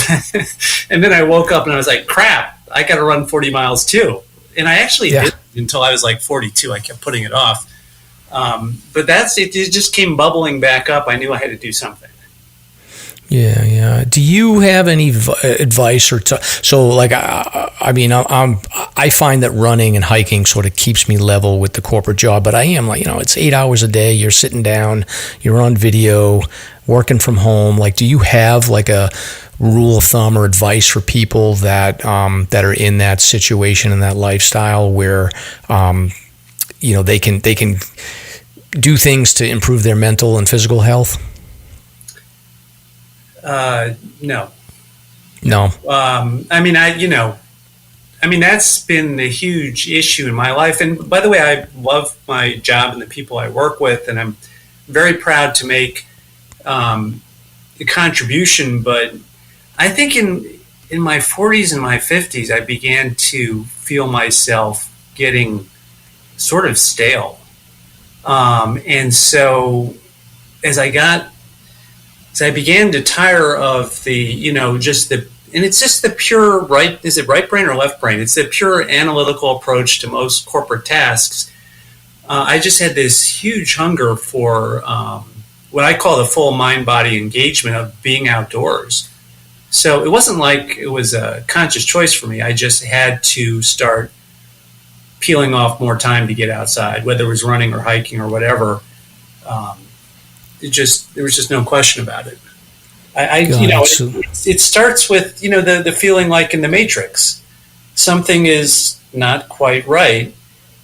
And instead of, creating some fantasy world, you got to take responsibility and figure out what's not right and fix it. And so for me, it was just sort of getting back in connection with nature. Yeah, no, it makes sense. And then, so you start on this journey, you're running, and I'm assuming you're like everybody else that gets into running, especially if you're even somewhat competitive from an age group perspective, if you're doing races and things like that, you're dealing with injuries and you're dealing with trying to figure out okay, what shoes work for me? Do I do insoles and all this stuff? So can you talk a little bit about how you transition from, running sneakers to barefoot running? Sure. And by the way, I used to do a lot of ultras, and what a great way to package in a weekend that, intensity, right? Which I think a lot of us are craving, that full, like I said, that full mind body engagement and intensity. But, as you get older, you get better at pushing yourself, right? But you start to lose some of the strength and resilience in your muscles and tendons. And so you can if you're not careful, you can set yourself up for a cycle of injuries. And that was me. I love going fast. And I loved, the ultra running, the breaking the barriers and going beyond what I had ever imagined that I could do. But as I was dealing with injuries, I read the book Born to Run, which apparently is the best-selling running book of all time, at least according to Amazon. And Chris McDougall just makes this point, this theory. He says, hey, look, shoes are like a lot of other technologies. They make us productive. They make us faster. They protect us. But there's always a cost to technology. In the case of shoe, his theory is that they alter your biomechanics. And by doing so, they predispose people to injury. And you look around, runners are constantly injured, so something's going on. So I was just totally pragmatic. I thought, I'll give this a try and see if it helps with, restoring some of my natural form. And as I tried it, the huge surprise was how much fun it was. And so I almost immediately lost interest in shoes. I just went off the cliff. I just went totally off the cliff like Wile E. Coyote, and the feet are spinning, and it takes a second for him to realize that he's no longer standing on anything. Yeah, as a writer, do you have Born to Run's an interesting book. Like, there's certain books that they'll enter the sort of zeitgeist and they'll capture. It's not often that happens. Like, there's only a handful of books that I can think of, but Born to Run is one of those books where it just got to everybody. I don't know if it was an Oprah book or what the story is there, but like, what is it about that book that just grabs people? Because so many people just got impacted by that book. So I think it's two things. So one, Chris McDougall positions barefoot running as almost like the holy grail of eternal youth. You can fix your injuries, you can run pain-free, and so everybody wants to escape the cycle of injuries. But then the second thing I think that's appealing about the book is it fulfills this hunger for primal experiences. So barefoot running, barefoot hiking is incredibly primal. It's what our ancestors did, way before people invented moccasins and sandals. Now, the funny thing is, the book, I guess it fulfilled that hunger for the primal experience, but people tried it. It was hard, and they stopped. Yeah. So I guess that was one of the few people who didn't get the memo. Hey, it's just an idea. It's just a metaphor. You're not actually. Yeah. Yeah, exactly. I think when I read the book, I run 25, 30 miles a week. And I think at one point I just went over to the high school track and I was like, I'm going to go see, I'll do a couple laps barefoot to see what it's like. And it was fine, but it was not comfortable to start with. I probably ran at the pace that I normally was running at that point. And I was like, yeah, this is cool, but like, I don't know. My feet hurt. So How do you get past that? So what I did actually when I read Born to Run is I did an experiment. I went out to it was a trail. It was a trail with some rocks. And I took off my shoes, and with great trepidation, I ran like 100 yards. And a light bulb went off, and I was like, okay, I get it. This is totally different because you're aiming your feet, and it's a different geometry. It's not pounding. You can't pound. And so the core muscles are much more engaged, and you're flexing the knees. And so I sort of got it. And then I put my shoes on and ran back home, and the light bulb went off again because I was like, whoa, what happened to the ground? I can't feel the ground anymore. But I didn't start barefoot running at that point. What I decided to do at that point is transition from the conventional shoes to the minimalist shoes. And I spent 5 years doing that. And after 5 years, I did another experiment, and I went for a run, barefoot run, and I was embarrassed because people could see me, and it was like totally meh. And I got a scratch, and my feet were dirty, and it was like, okay, whatever, this was no big deal. But the funny thing is, the next morning when I woke up, my feet were sort of tingling. And it was really clear they wanted more. They wanted the sensation. They wanted the information. They wanted the textures and the experience. And I think that's, like I said, where I really fell off the cliff, because that totally surprised me. What was the reaction from your friends and family? Because, I just speak my own personal experience. Like, I think, they probably make fun of me. And then I would be like, leave me alone, stop picking on me. But, like, did you get any of that? Well, I was very careful not to tell anybody. Good thinking. But eventually I went further and further off the deep end. And so actually today I the only place I wear shoes really is at work. So now all my friends know, and if they see me in shoes, they'd be surprised and they would tease me. So somewhere along the way, the word got out. But initially, no, I didn't tell anybody because I thought they would think I had lost my mind. What was the first race you did barefoot? The first race I did was the Wallkill Scramble. It's a St. Patty's Day race, and that was in, I think, 2018. It's up in Ulster County, and it's a 5K. And that's what you do. It's like anything. You start with short, and then once you can do a 5K, you're like, well, maybe I'll try a half marathon. But it went reasonably well. If you're on the right surfaces, you can get used to smooth pavement pretty quickly. The wrong surfaces you'll never be able to deal with, or at least I can't. What do you consider the wrong surfaces to start with? Gravel. So I'll tell you from a runner's perspective, my nobody's going to care about my time. Is the ratio between my best barefoot 5K and my worst is 5x. no, I'm sorry, it's 3x. Okay. Wow. But it's still, if you put me on a gravel path, I'm not going to be able to move. I'm going to barely be able to walk if it's really bad gravel. Okay. Wow. And then at what point did you start taking this to hiking? Was it all at the same time, or did that come later? I think it was I started barefoot running, but I was still dealing with injuries. And so we were on vacation, and there was a ski slope, and I had this idea, okay, look, I'm going to try some barefoot, but I'm going to make it real easy. I don't want a barefoot run. That's hard. I'm just going to hike up this ski slope. And by the way, what I would tell your listeners is, the Chris McDougall idea of going straight to barefoot running, that's the hard way to do it. I would say start with barefoot walking, then hiking, and then if you feel it, then the running. So I hiked up this ski slope, and it was no big deal. The grass was comfortable, the mud was slippery, there was some gravel, which was annoying, and nothing surprising at all, except the cows. The cows were just like staring at me like, dude, wear your shoes. What are you doing? Yeah. But when I came back to New York, I'm like, all right, I'm going to try that in the Catskills. So I went up Peakamoose. And Peakamoose is 4 miles, and it's about 2,000 feet. And the big surprise there is, like most Catskill trails, covered in sandstone fragments. So that was immediately a more challenging exercise, and I was sort of tiptoeing, around and through the rocks. And I got up into the boreal zone, where it's like New Hampshire. It's black dirt, black mud, some smooth rocks. And that was a different experience because, nothing about barefoot is surprising. Like a rock would hurt or moss would feel really good.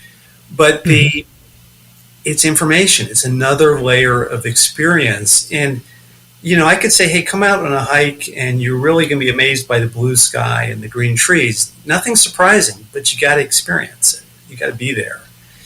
And so from that hike, I came away with a very strong sense that this was different. And I really felt like instead of just pounding through the environment, I was more like a part of it.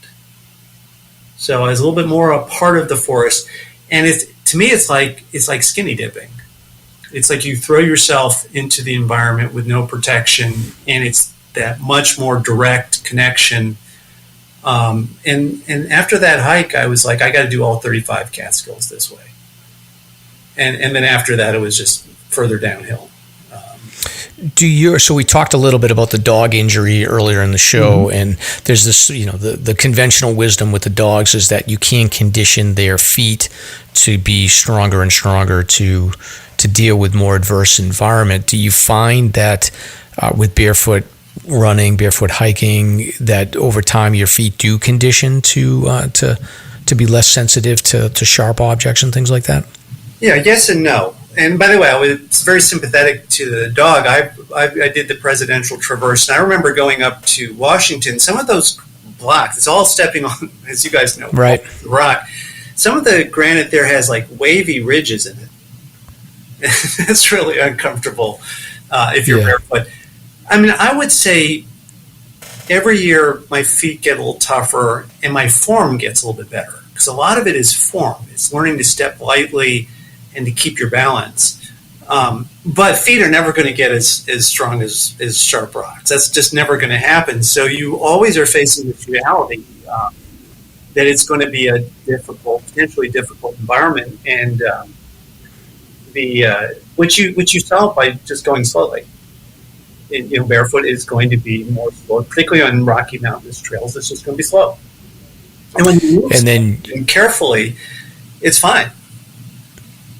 And I would imagine the way you think of like for me when I'm in sneakers, like I have no problem stepping on a root at a perpendicular angle or squaring away on top of a rock, whereas you might be more prone to say like I'm going to just go right in the mud, I would guess, right? So your root picking is probably different than sneakers, right?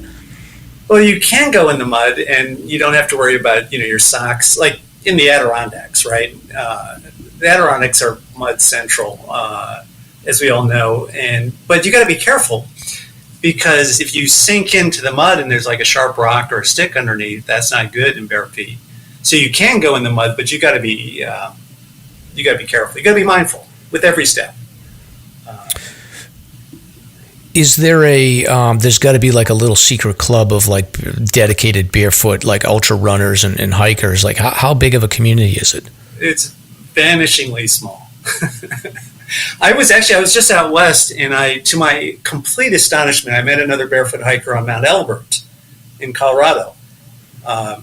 So there's at least one barefoot hiker in Colorado. I then went and it was in Sioux Falls and was running a race, and there was a barefoot runner there. So, but that's, I've met one barefoot hiker in New Hampshire. I think his name was Xavier, and I think it was on Kinsman. Okay. That's it. It's out of 48 peaks in New Hampshire. In the Adirondacks, I saw 2 barefoot hikers one day and another the third on the second day. I was astonished, but that's it for the 46 peaks in the Adirondacks. So it's still pretty rare. But I'll tell you, I think a lot of people would really enjoy it if they felt, empowered and safe doing it and not standing out and being different from other people.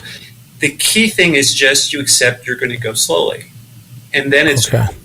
And that's the surprise. That's my surprise, because I started this for pragmatic reasons, and I'm not a hippie. I'm not a flower child. I never went around barefoot as a kid. I would have been horrified to do so. And the huge surprise for me was how much fun it is. Do your feet, like I know in the book Born to Run, they talk about like your feet size will change and the structure of your feet will change. Is that true? It's hard to tell. I think what was happening though, as I was doing, a lot of ultra running, I was starting to have some problems with one of the tendons, the posterior tibialis tendon behind the ankle. And I think my feet, when feet are in shoes, I just never paid attention to them. So I never paid attention to the alignment. I never paid attention to engaging the big toe, which activates the arch. So I think I was starting to really collapse in. And I would say now, I don't think my feet look dramatically different, but I think my alignment is much better and my foot strength is much better. And I just really feel like I know how to activate the arch and how to press the foot down, and that's the foundation for everything else in your body. So I feel really good walking and running and hiking barefoot. It's a really joyful, pleasurable experience, unless you run into too many sharp rocks, and unless you're hurt, because it's not necessarily going to work if you're in a hurry. Yeah, what's your take on? So I would imagine so you did the Catskills. Maybe those aren't as rocky. Like we've had our friend Stosh on who does a podcast about the Catskills, and then you get to the Adirondacks. It's muddy, but it's also a lot of rocks. Then you get to the Whites, and it's even more difficult. So did that progression from the Catskills to the Adirondacks to the New Hampshire and Maine, was that difficult, or was it pretty natural for you? I would say over the last 10 years, every year I feel a little bit better, and every year I have challenges that are unexpected. But I would say I think the Dacks are the best for barefooting, because the northocite I think it's a very strong rock, and it doesn't seem to shatter into gravel quite the way that granite does. So the Dacks are nice. The Catskills are sort of annoying with the sandstone fragments, but it's not, a serious problem. I'll tell you what's bad. I was just in Arizona, and limestone is the worst because limestone shatters into real sharp-edged fragments. Right. High Bob limestone. I found that on Bear Mountain outside Sedona, and that wasn't much fun. Oh yeah. But the surprise actually is Vermont. You have the green schist. That's very smooth in northern Vermont. So that was a nice surprise. In New Hampshire, the granite, a lot of the it can break apart into fragments, and so like the Pemmy Loop, I found some of those sections to be a little bit trying, with a lot of gravel off the bluff on. Yeah. Do you ever get sliced up? Any issues with getting like deep cuts where you're bleeding or anything, or is it just come with experience and you go slow and you know not to step in things that are going to cut you? Zero. Wow. By the way, the feet are mission critical equipment. If you think about our ancestors, if they lost the ability to walk, they were in trouble. So the feet will, in my experience, they will say, "Hey, this is no fun anymore.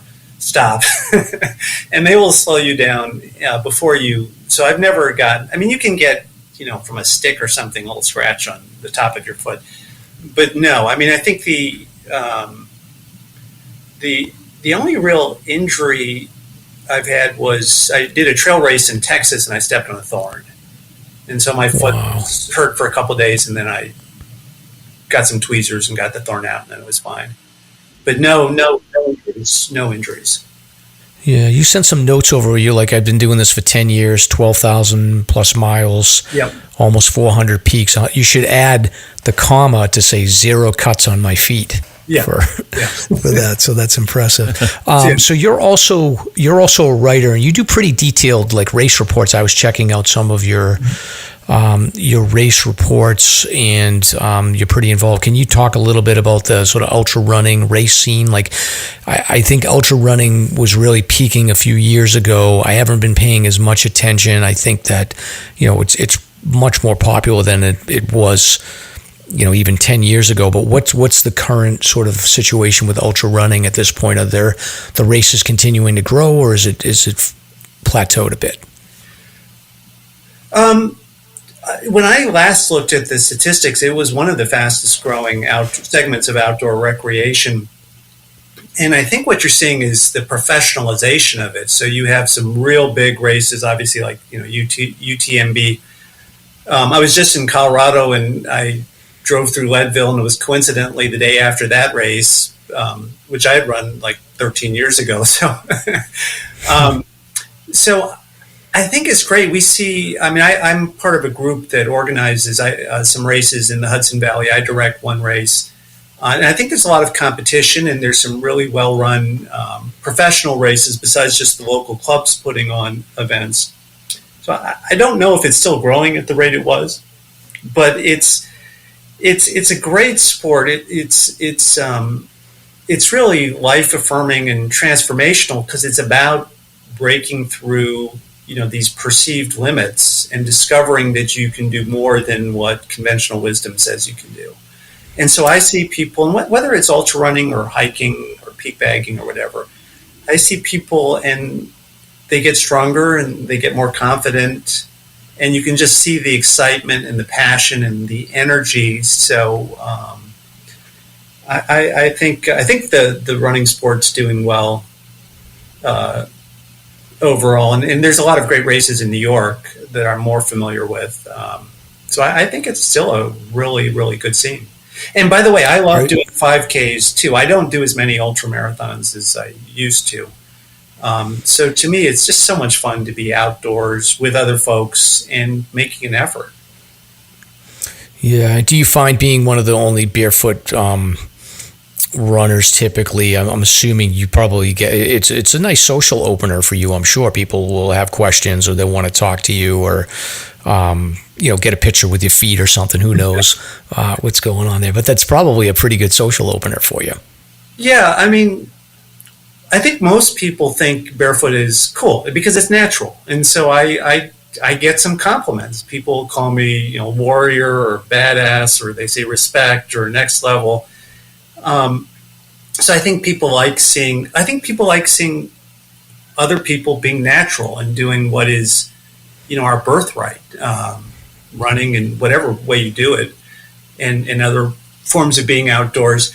And so there's also a lot of awareness about, foot strength and foot health and injuries, and how barefoot can be. I think a lot of people know that barefoot can be really physically helpful for you. Relatively few of those people, again, I think most people hesitate to do something that's so visibly different. Also, people recognize that there are mental benefits to barefooting. I was going up, let's see if I can pronounce it right, Doxosid, which is the Navajo name for Humphreys Peak in the San Francisco Mountains. And this woman passed me, and she's like, oh, she did a little yoga bow, and she's like, you're earthing. Or people will say you're grounding. And there are these sort of crazy theories that you benefit from, electrostatic or ion flow or something like that. I think it's much simpler than that. When you're walking barefoot, you are engaged in what you're doing, and there's, I think, large parts of the brain that are there to foot-eye coordination and making sure that you walk and balance properly on rough terrain. And when you do that, it's the joyful, calm, centered feeling of just doing what is deeply natural for us. When you put on shoes, those parts of the brain, they're like, well, we don't have to pay attention now. So let's Trump, Biden, Kamala, your boss, your spouse, your partners, your friends who are being mean to you. You let all that clutter come back into your mind. And I think that's really what grounding and earthing are about. It's just, I call it the original human mindfulness, just paying attention to what you're doing right now. And it's extremely restorative, at least in my experience. Yeah. And I want to talk about your writing. So you've written a couple of books and you've got some good articles. And I actually read some of your blog posts, and I think we'll get into the books and things like that first, but like just the overall themes of your writing, like the way that I'm, and you just sort of covered it here, is the outdoor activities give you an opportunity to be immersed real time in the environment that you're in. And it sounds like what you're saying is that the barefoot aspect of it is like just another switch to get you deeper into that, because you've really got to focus intently on each step. And as a hiker, you still have to do that with sneakers, but it's a different level.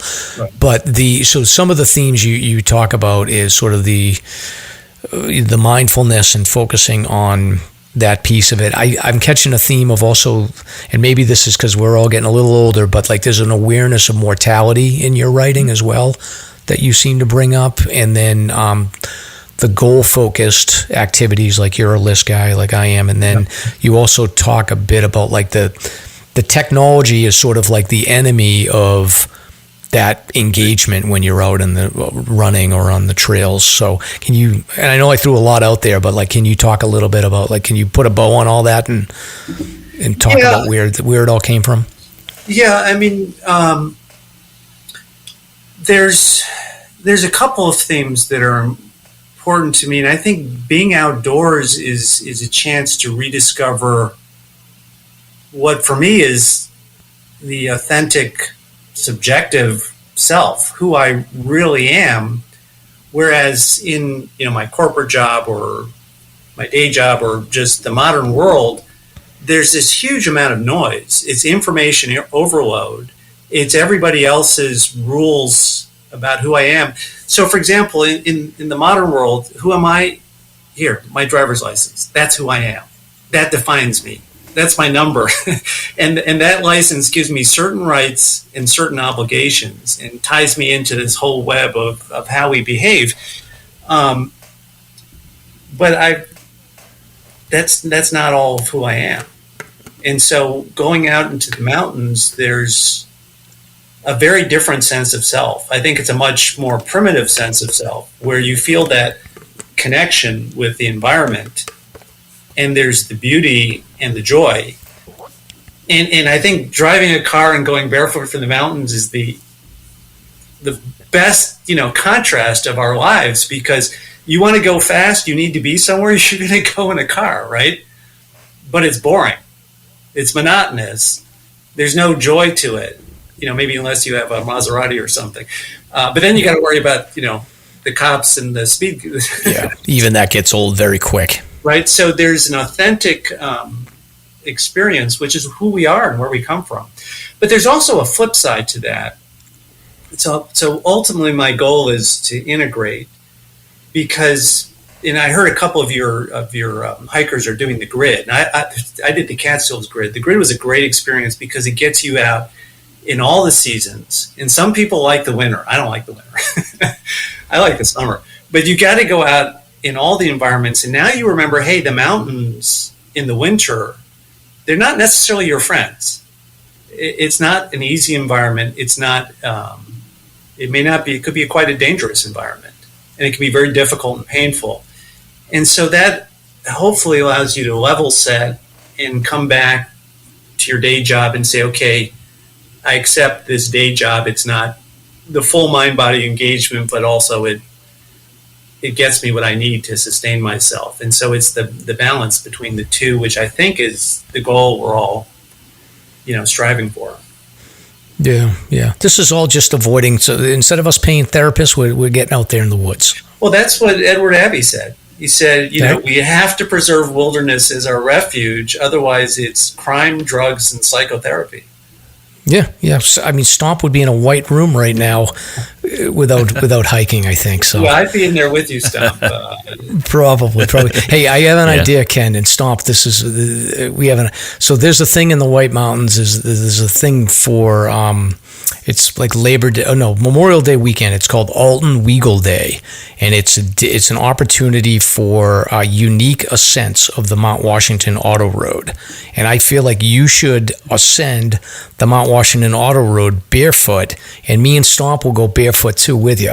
Okay, so well, Mike, you're doing the race up there, but I'll tell you a funny story. The first time I climbed Mount Washington, I showed up with a friend in March, and to our astonishment, everything was covered in snow.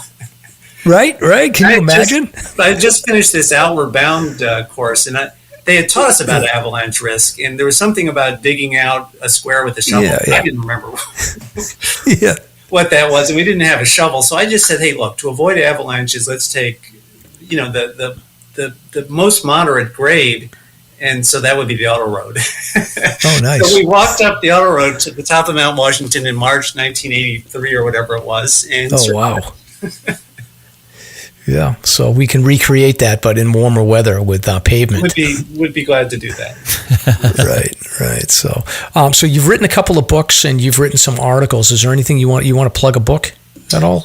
Well, the one book I have that is called Running the Long Path, The Journey of Discovery in New York's Hudson Valley, and that was when I ran the Long Path. By the way, is not the Long Trail. That's in Vermont. Yes. The Long Path is in New York. It's 350 miles from the city, basically to the outskirts of Albany, and it takes you through all the cool sections of the Hudson Valley. The Catskills, the Capital District, the Schwangunks, the Harriman.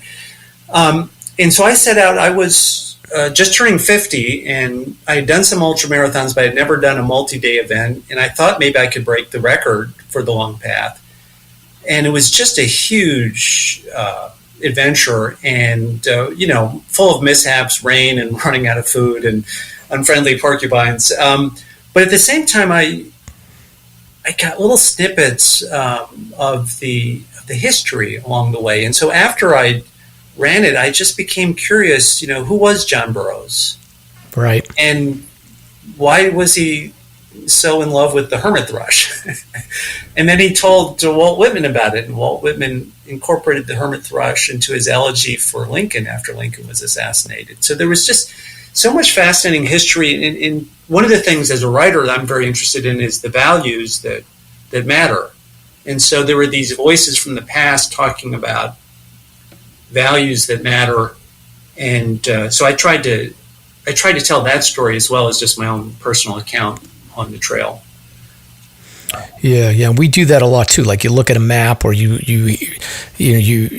think about a mountain and you start doing research, and it's like, what was this trail named after? And this person did 5 different other things. So you pull on these threads on these regions of mountains, and you find all kinds of amazing history. So I can imagine that you probably found a lot.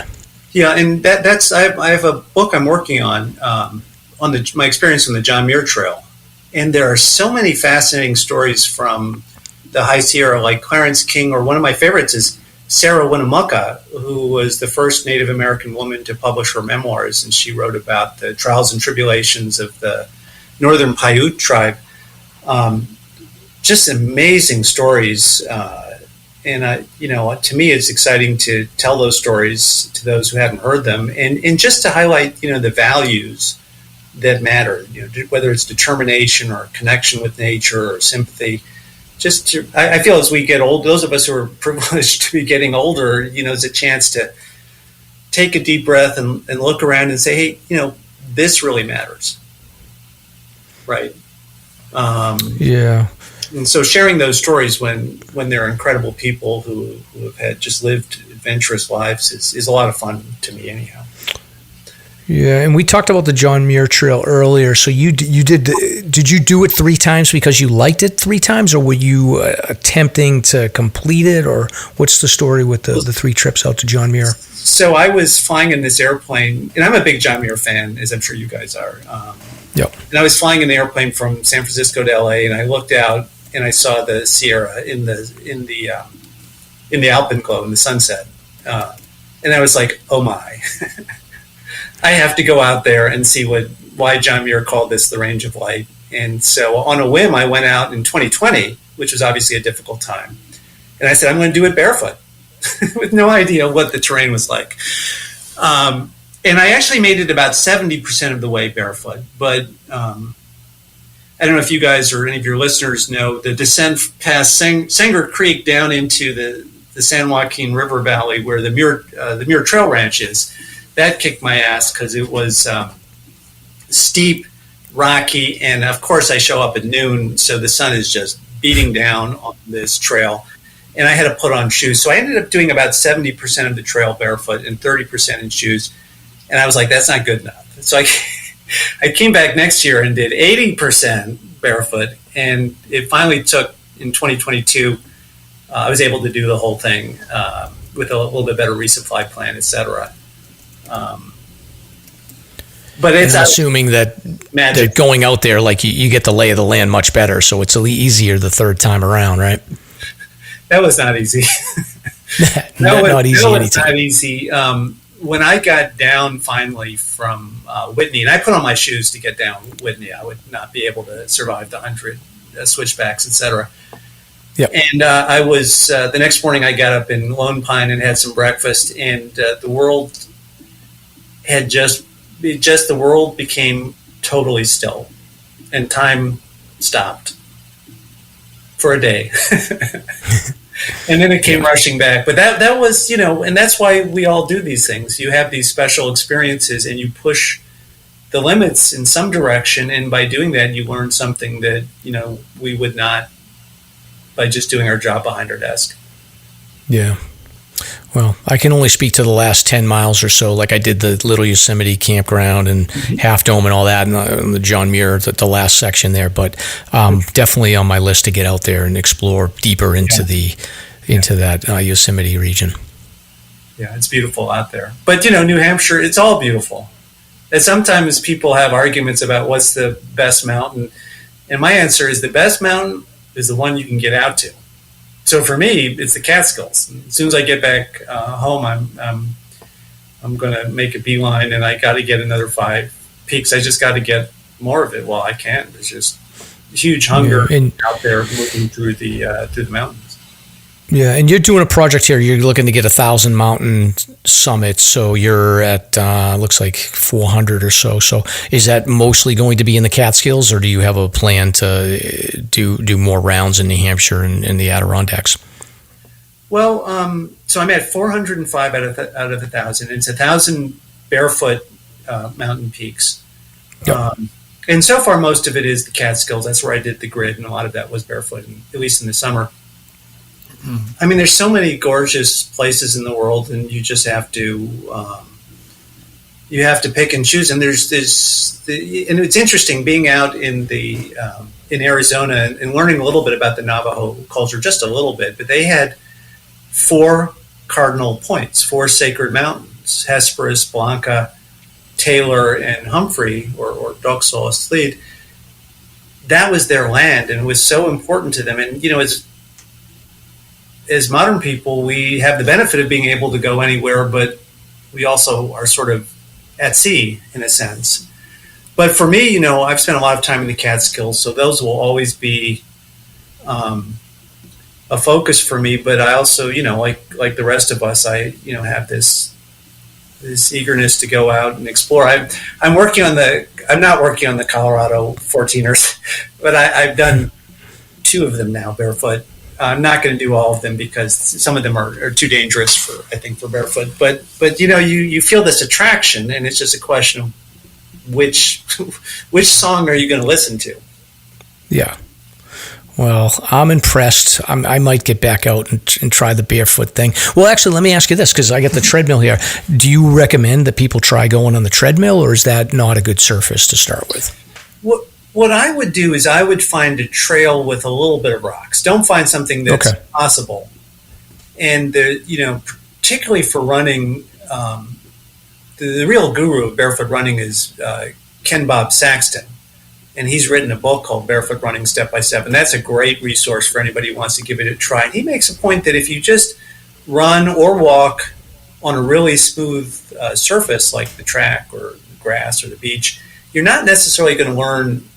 You're not necessarily going to change. You're going to continue to walk or run like you have shoes on because you can.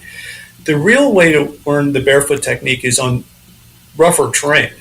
And that forces you to develop the balance, the agility, the lightness of step, the coordination. So a trail with some rocks, it doesn't have to be a killer, but go out and do, it could be a quarter mile. And then just see what your feet think.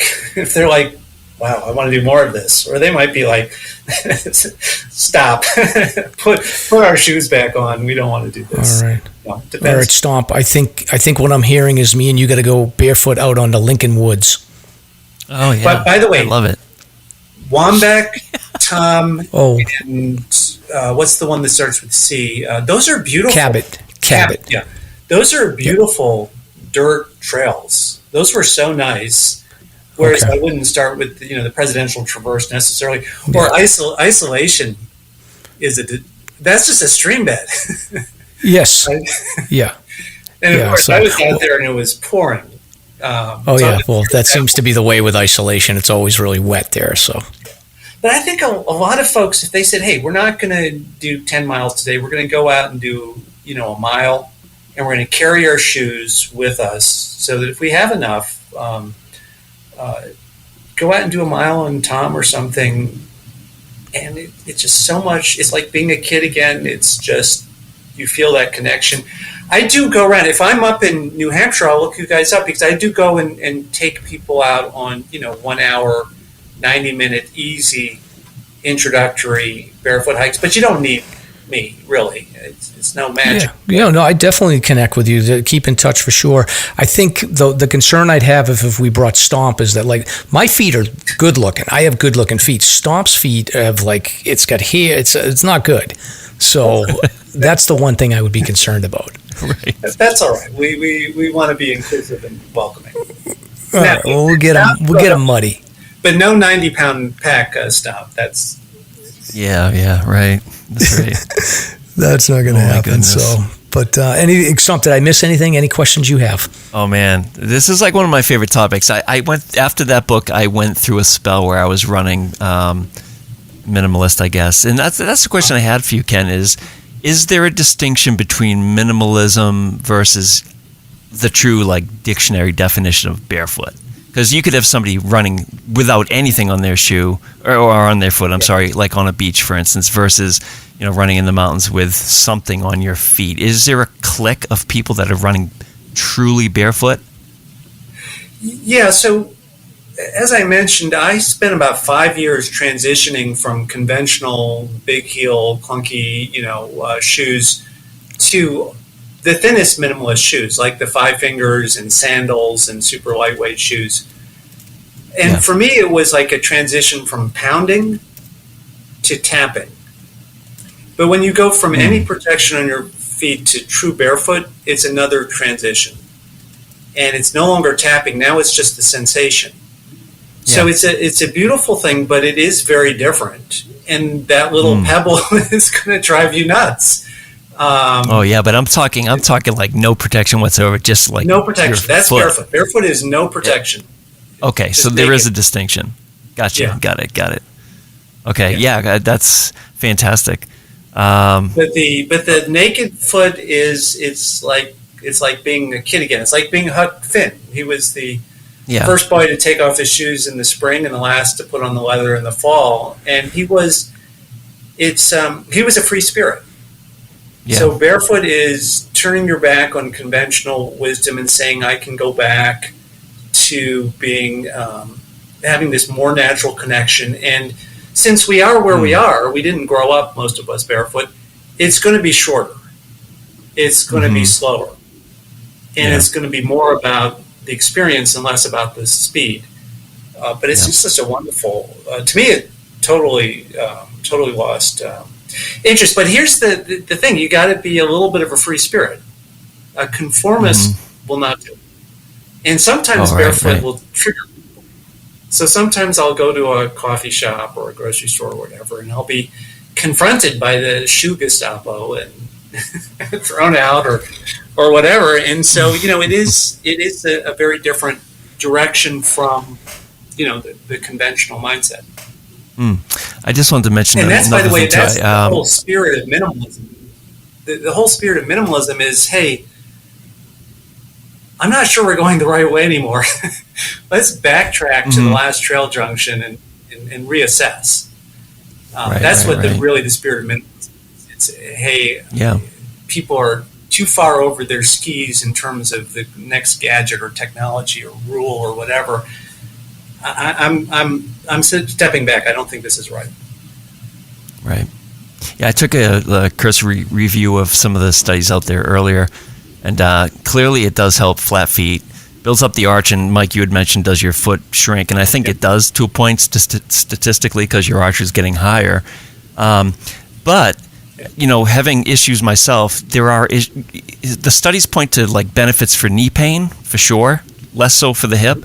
But I think if you're somebody with, say, rheumatoid arthritis or somebody like myself I had undiagnosed hip dysplasia.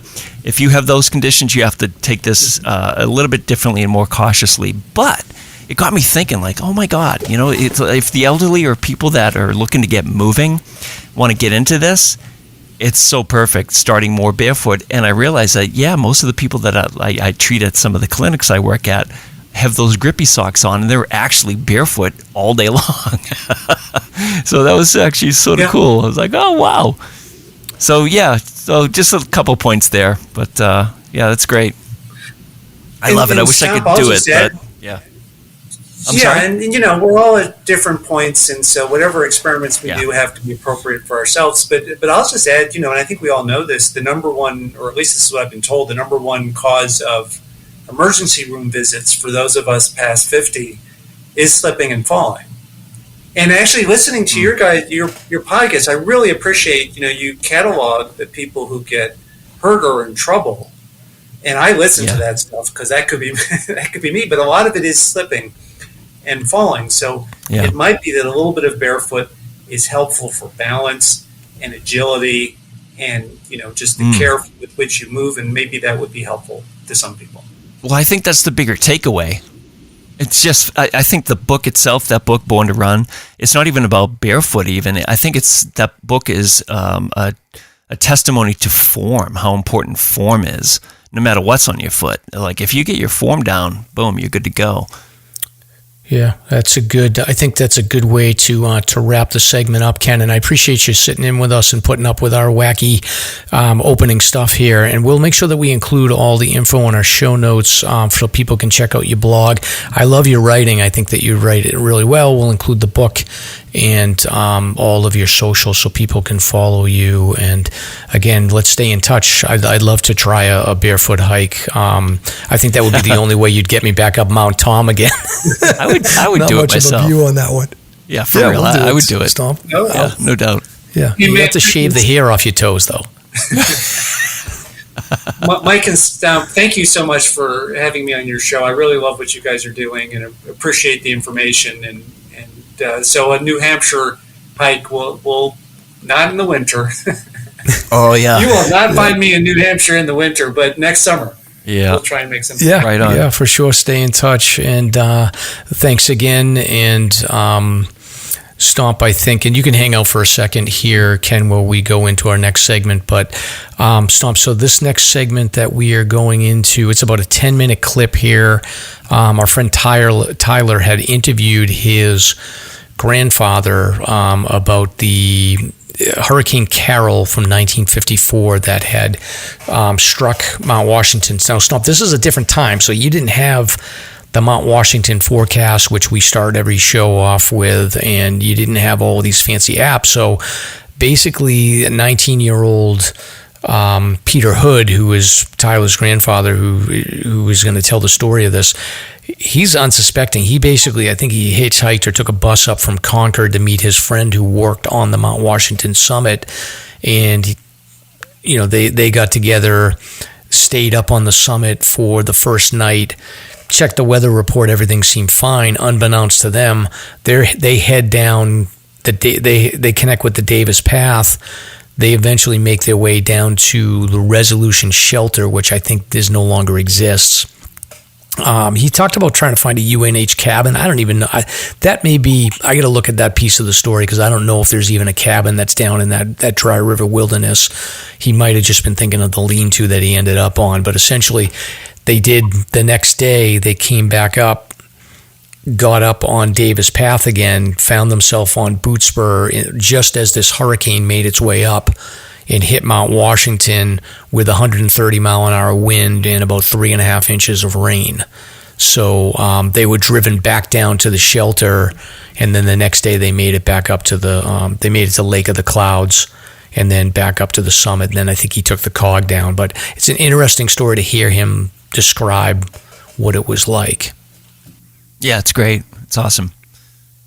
So let's check it out. So we'll go into that, and then, yeah.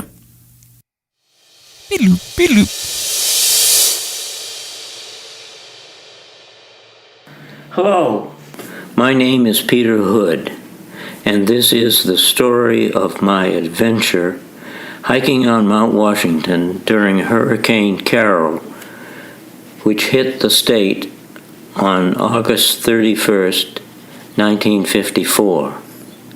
I was 19 years old at the time, and my companion was Allison Akins, who worked at the Summit House on top of the mountain. This was before hurricane forecasting existed in the United States, and 20 years before, quote, the 10 essentials, unquote, in hiking. I want to thank Peter Crane at the Mount Washington Observatory for researching the weather data for the storm. The winds on the summit that day frequently sustained at 130 miles per hour, with a maximum gusts of 142 miles per hour. It also rained a total of 3.49 inches.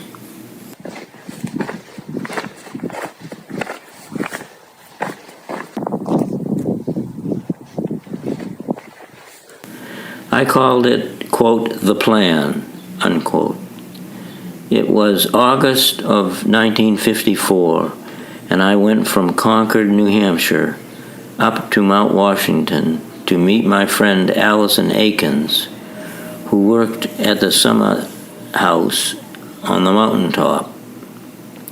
We were going to hike from the top of the mountain down to Jackson, to the University of New Hampshire Outing Club cabin, and then into Jackson to get some food in town and bring it back. Then the next day we would climb back up to the top of the mountain. I either hitchhiked all the way from Concord, or I took the bus to Plymouth or maybe to Jackson if it went that way. Either way, I know I hitchhiked the rest of the way up to the base of Mount Washington, where the Krog Railway was located. I met my friend Allison, and we went up the Krog Railway to the top of the mountain. That night, we stayed in the bunkhouse. where all the other college kids slept, and the next morning we started out very early to hike down the mountain. We checked the weather, and it all seemed to be okay. Little did we know that Hurricane Carol was bearing down on this area. So we set out to hike down the Davis Path. It got to be 3 in the afternoon, maybe 3:30, and it was getting dark. And we hadn't reached the outing club cabin. The way to reach the University of New Hampshire outing club cabin was from the main trail. There was a dotted line, which was a C-shaped, that hitched onto a logging trail. That's where we would go down to the cabin. However, it really started raining hard at that point. And luckily, in taking this little dotted line off the main trail to the logging road, we went in a circle and came back to the main trail. We never found the logging road. We hiked a little bit further down the main trail. It was getting dark and was raining hard. So we stopped at an AMC, which is Appalachian Mountain Club lean-to spend the night, and figured that we wouldn't get into Jackson at all. In the lean-to was a quarter of a box of cold cereal. That was our dinner for the night. For equipment, we had a backpack, 2 sleeping bags, jackets, and no food, because we planned to walk into Jackson. However, we didn't get into Jackson, and it rained hard all night long. On the morning of August 31st, we got up, and it was still raining. We went back up the Davis Path, headed toward the mountain, because Allison had to go to work the next day on the summit. There was a stream coming down the trail, but as we ascended, it got bigger and bigger. We hiked until we got to the Boott Spur area above timberline. It was raining and blowing so hard that we thought it was hail against the sides of our faces, and we had to put up a hand to stop it from stinging our cheeks. We went along a bit further on Boott Spur. Occasionally, a gust of wind would make it so that you couldn't stand up.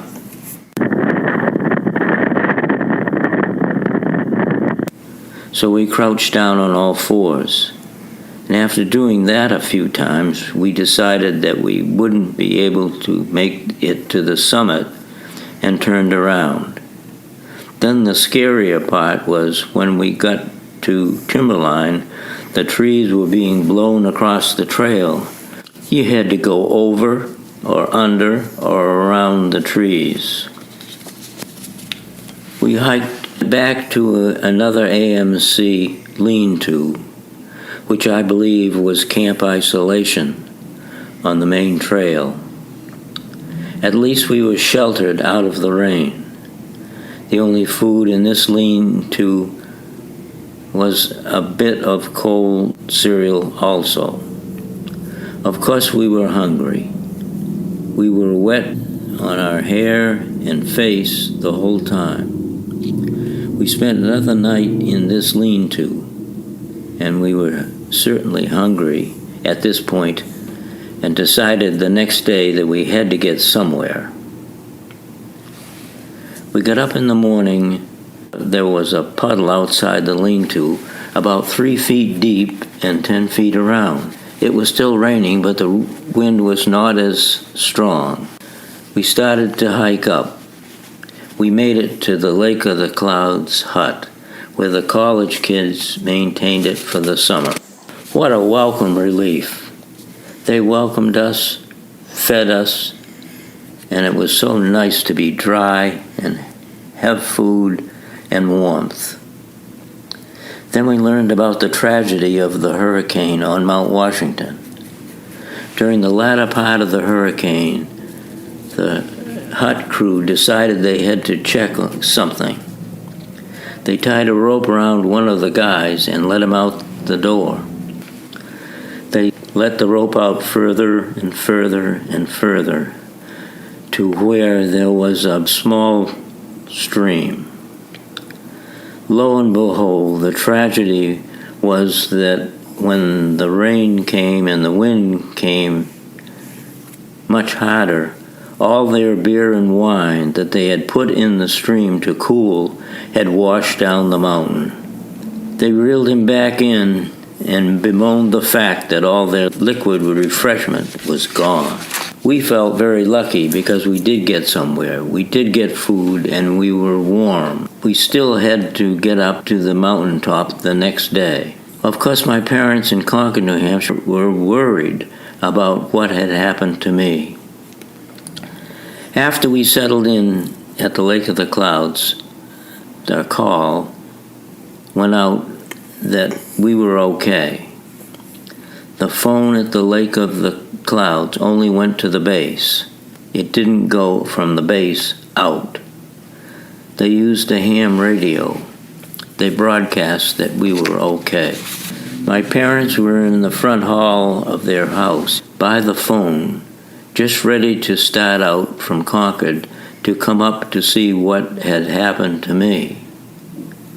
The phone rang, and this person from Portland, Maine, who had a ham radio and picked up the call, told them that we were safe so they didn't have to come to the mountain. The crew at the Lake of the Clouds told us to get up very early the next morning, which we did, to watch the sunrise. It was gorgeous. We could see all the way to the ocean. It was so clear. And finally we hiked to the top of the mountain. That's about the whole story.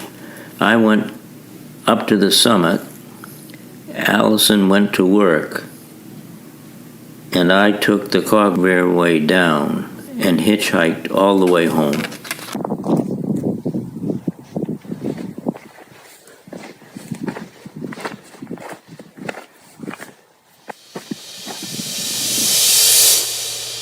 All right, Stomp, what do you think? Think you could have survived a hurricane on Mount Washington? Only if Dave Schitz had put some rocks in my pack and kept me on the earth. Weight me down. Right. So I think we've run out of time, Stomp, so I think we're going to have to skip the search and rescue segment, and we'll do that next show. Yeah, that sounds good. So it's all right. Good to be back, and hey, summer's coming to a close. Be safe out there, everybody. It's going to be a cool weekend up above treeline. I'll be up above treeline, Stomp, so I'll dress warm. Excellent. All right. Thank you for listening. If you enjoyed the show, you can subscribe on Apple Podcasts, Spotify, Podbean, YouTube, or wherever you listen to podcasts. If you want to learn more about the topics covered in today's show, please check out the show notes and safety information at SLASRPodcast.com. That's SLASRPodcast.com. You can also follow the show on Facebook and Instagram. We hope you'll join us next week for another great show. Until then, on behalf of Mike and Stomp, get out there and crush some mega peaks. Now covered in scratches, blisters, and bug bites, Chris Staff wanted to complete his most challenging day hike ever. Fish and Game officers say the hiker from Florida activated an emergency beacon yesterday morning. He was hiking along the Appalachian Trail when the weather started to get worse. Officials say the snow was piled up to 3 feet in some spots, and there was a wind chill of -1 degree. And there's 3 words to describe this race. Do we all know what they are? Only one hill! Here's Lieutenant James Nealon, New Hampshire Fish and Game. Lieutenant, thanks for being with us today. Thanks for having me. What are some of the most common mistakes you see people make when they're heading out on the trails to hike here in New Hampshire? It seems to me the most common is being unprepared, and I think if they just simply visited hikesafe.com and got a list of the 10 essential items and had those in their packs, they probably would have no need to ever call us.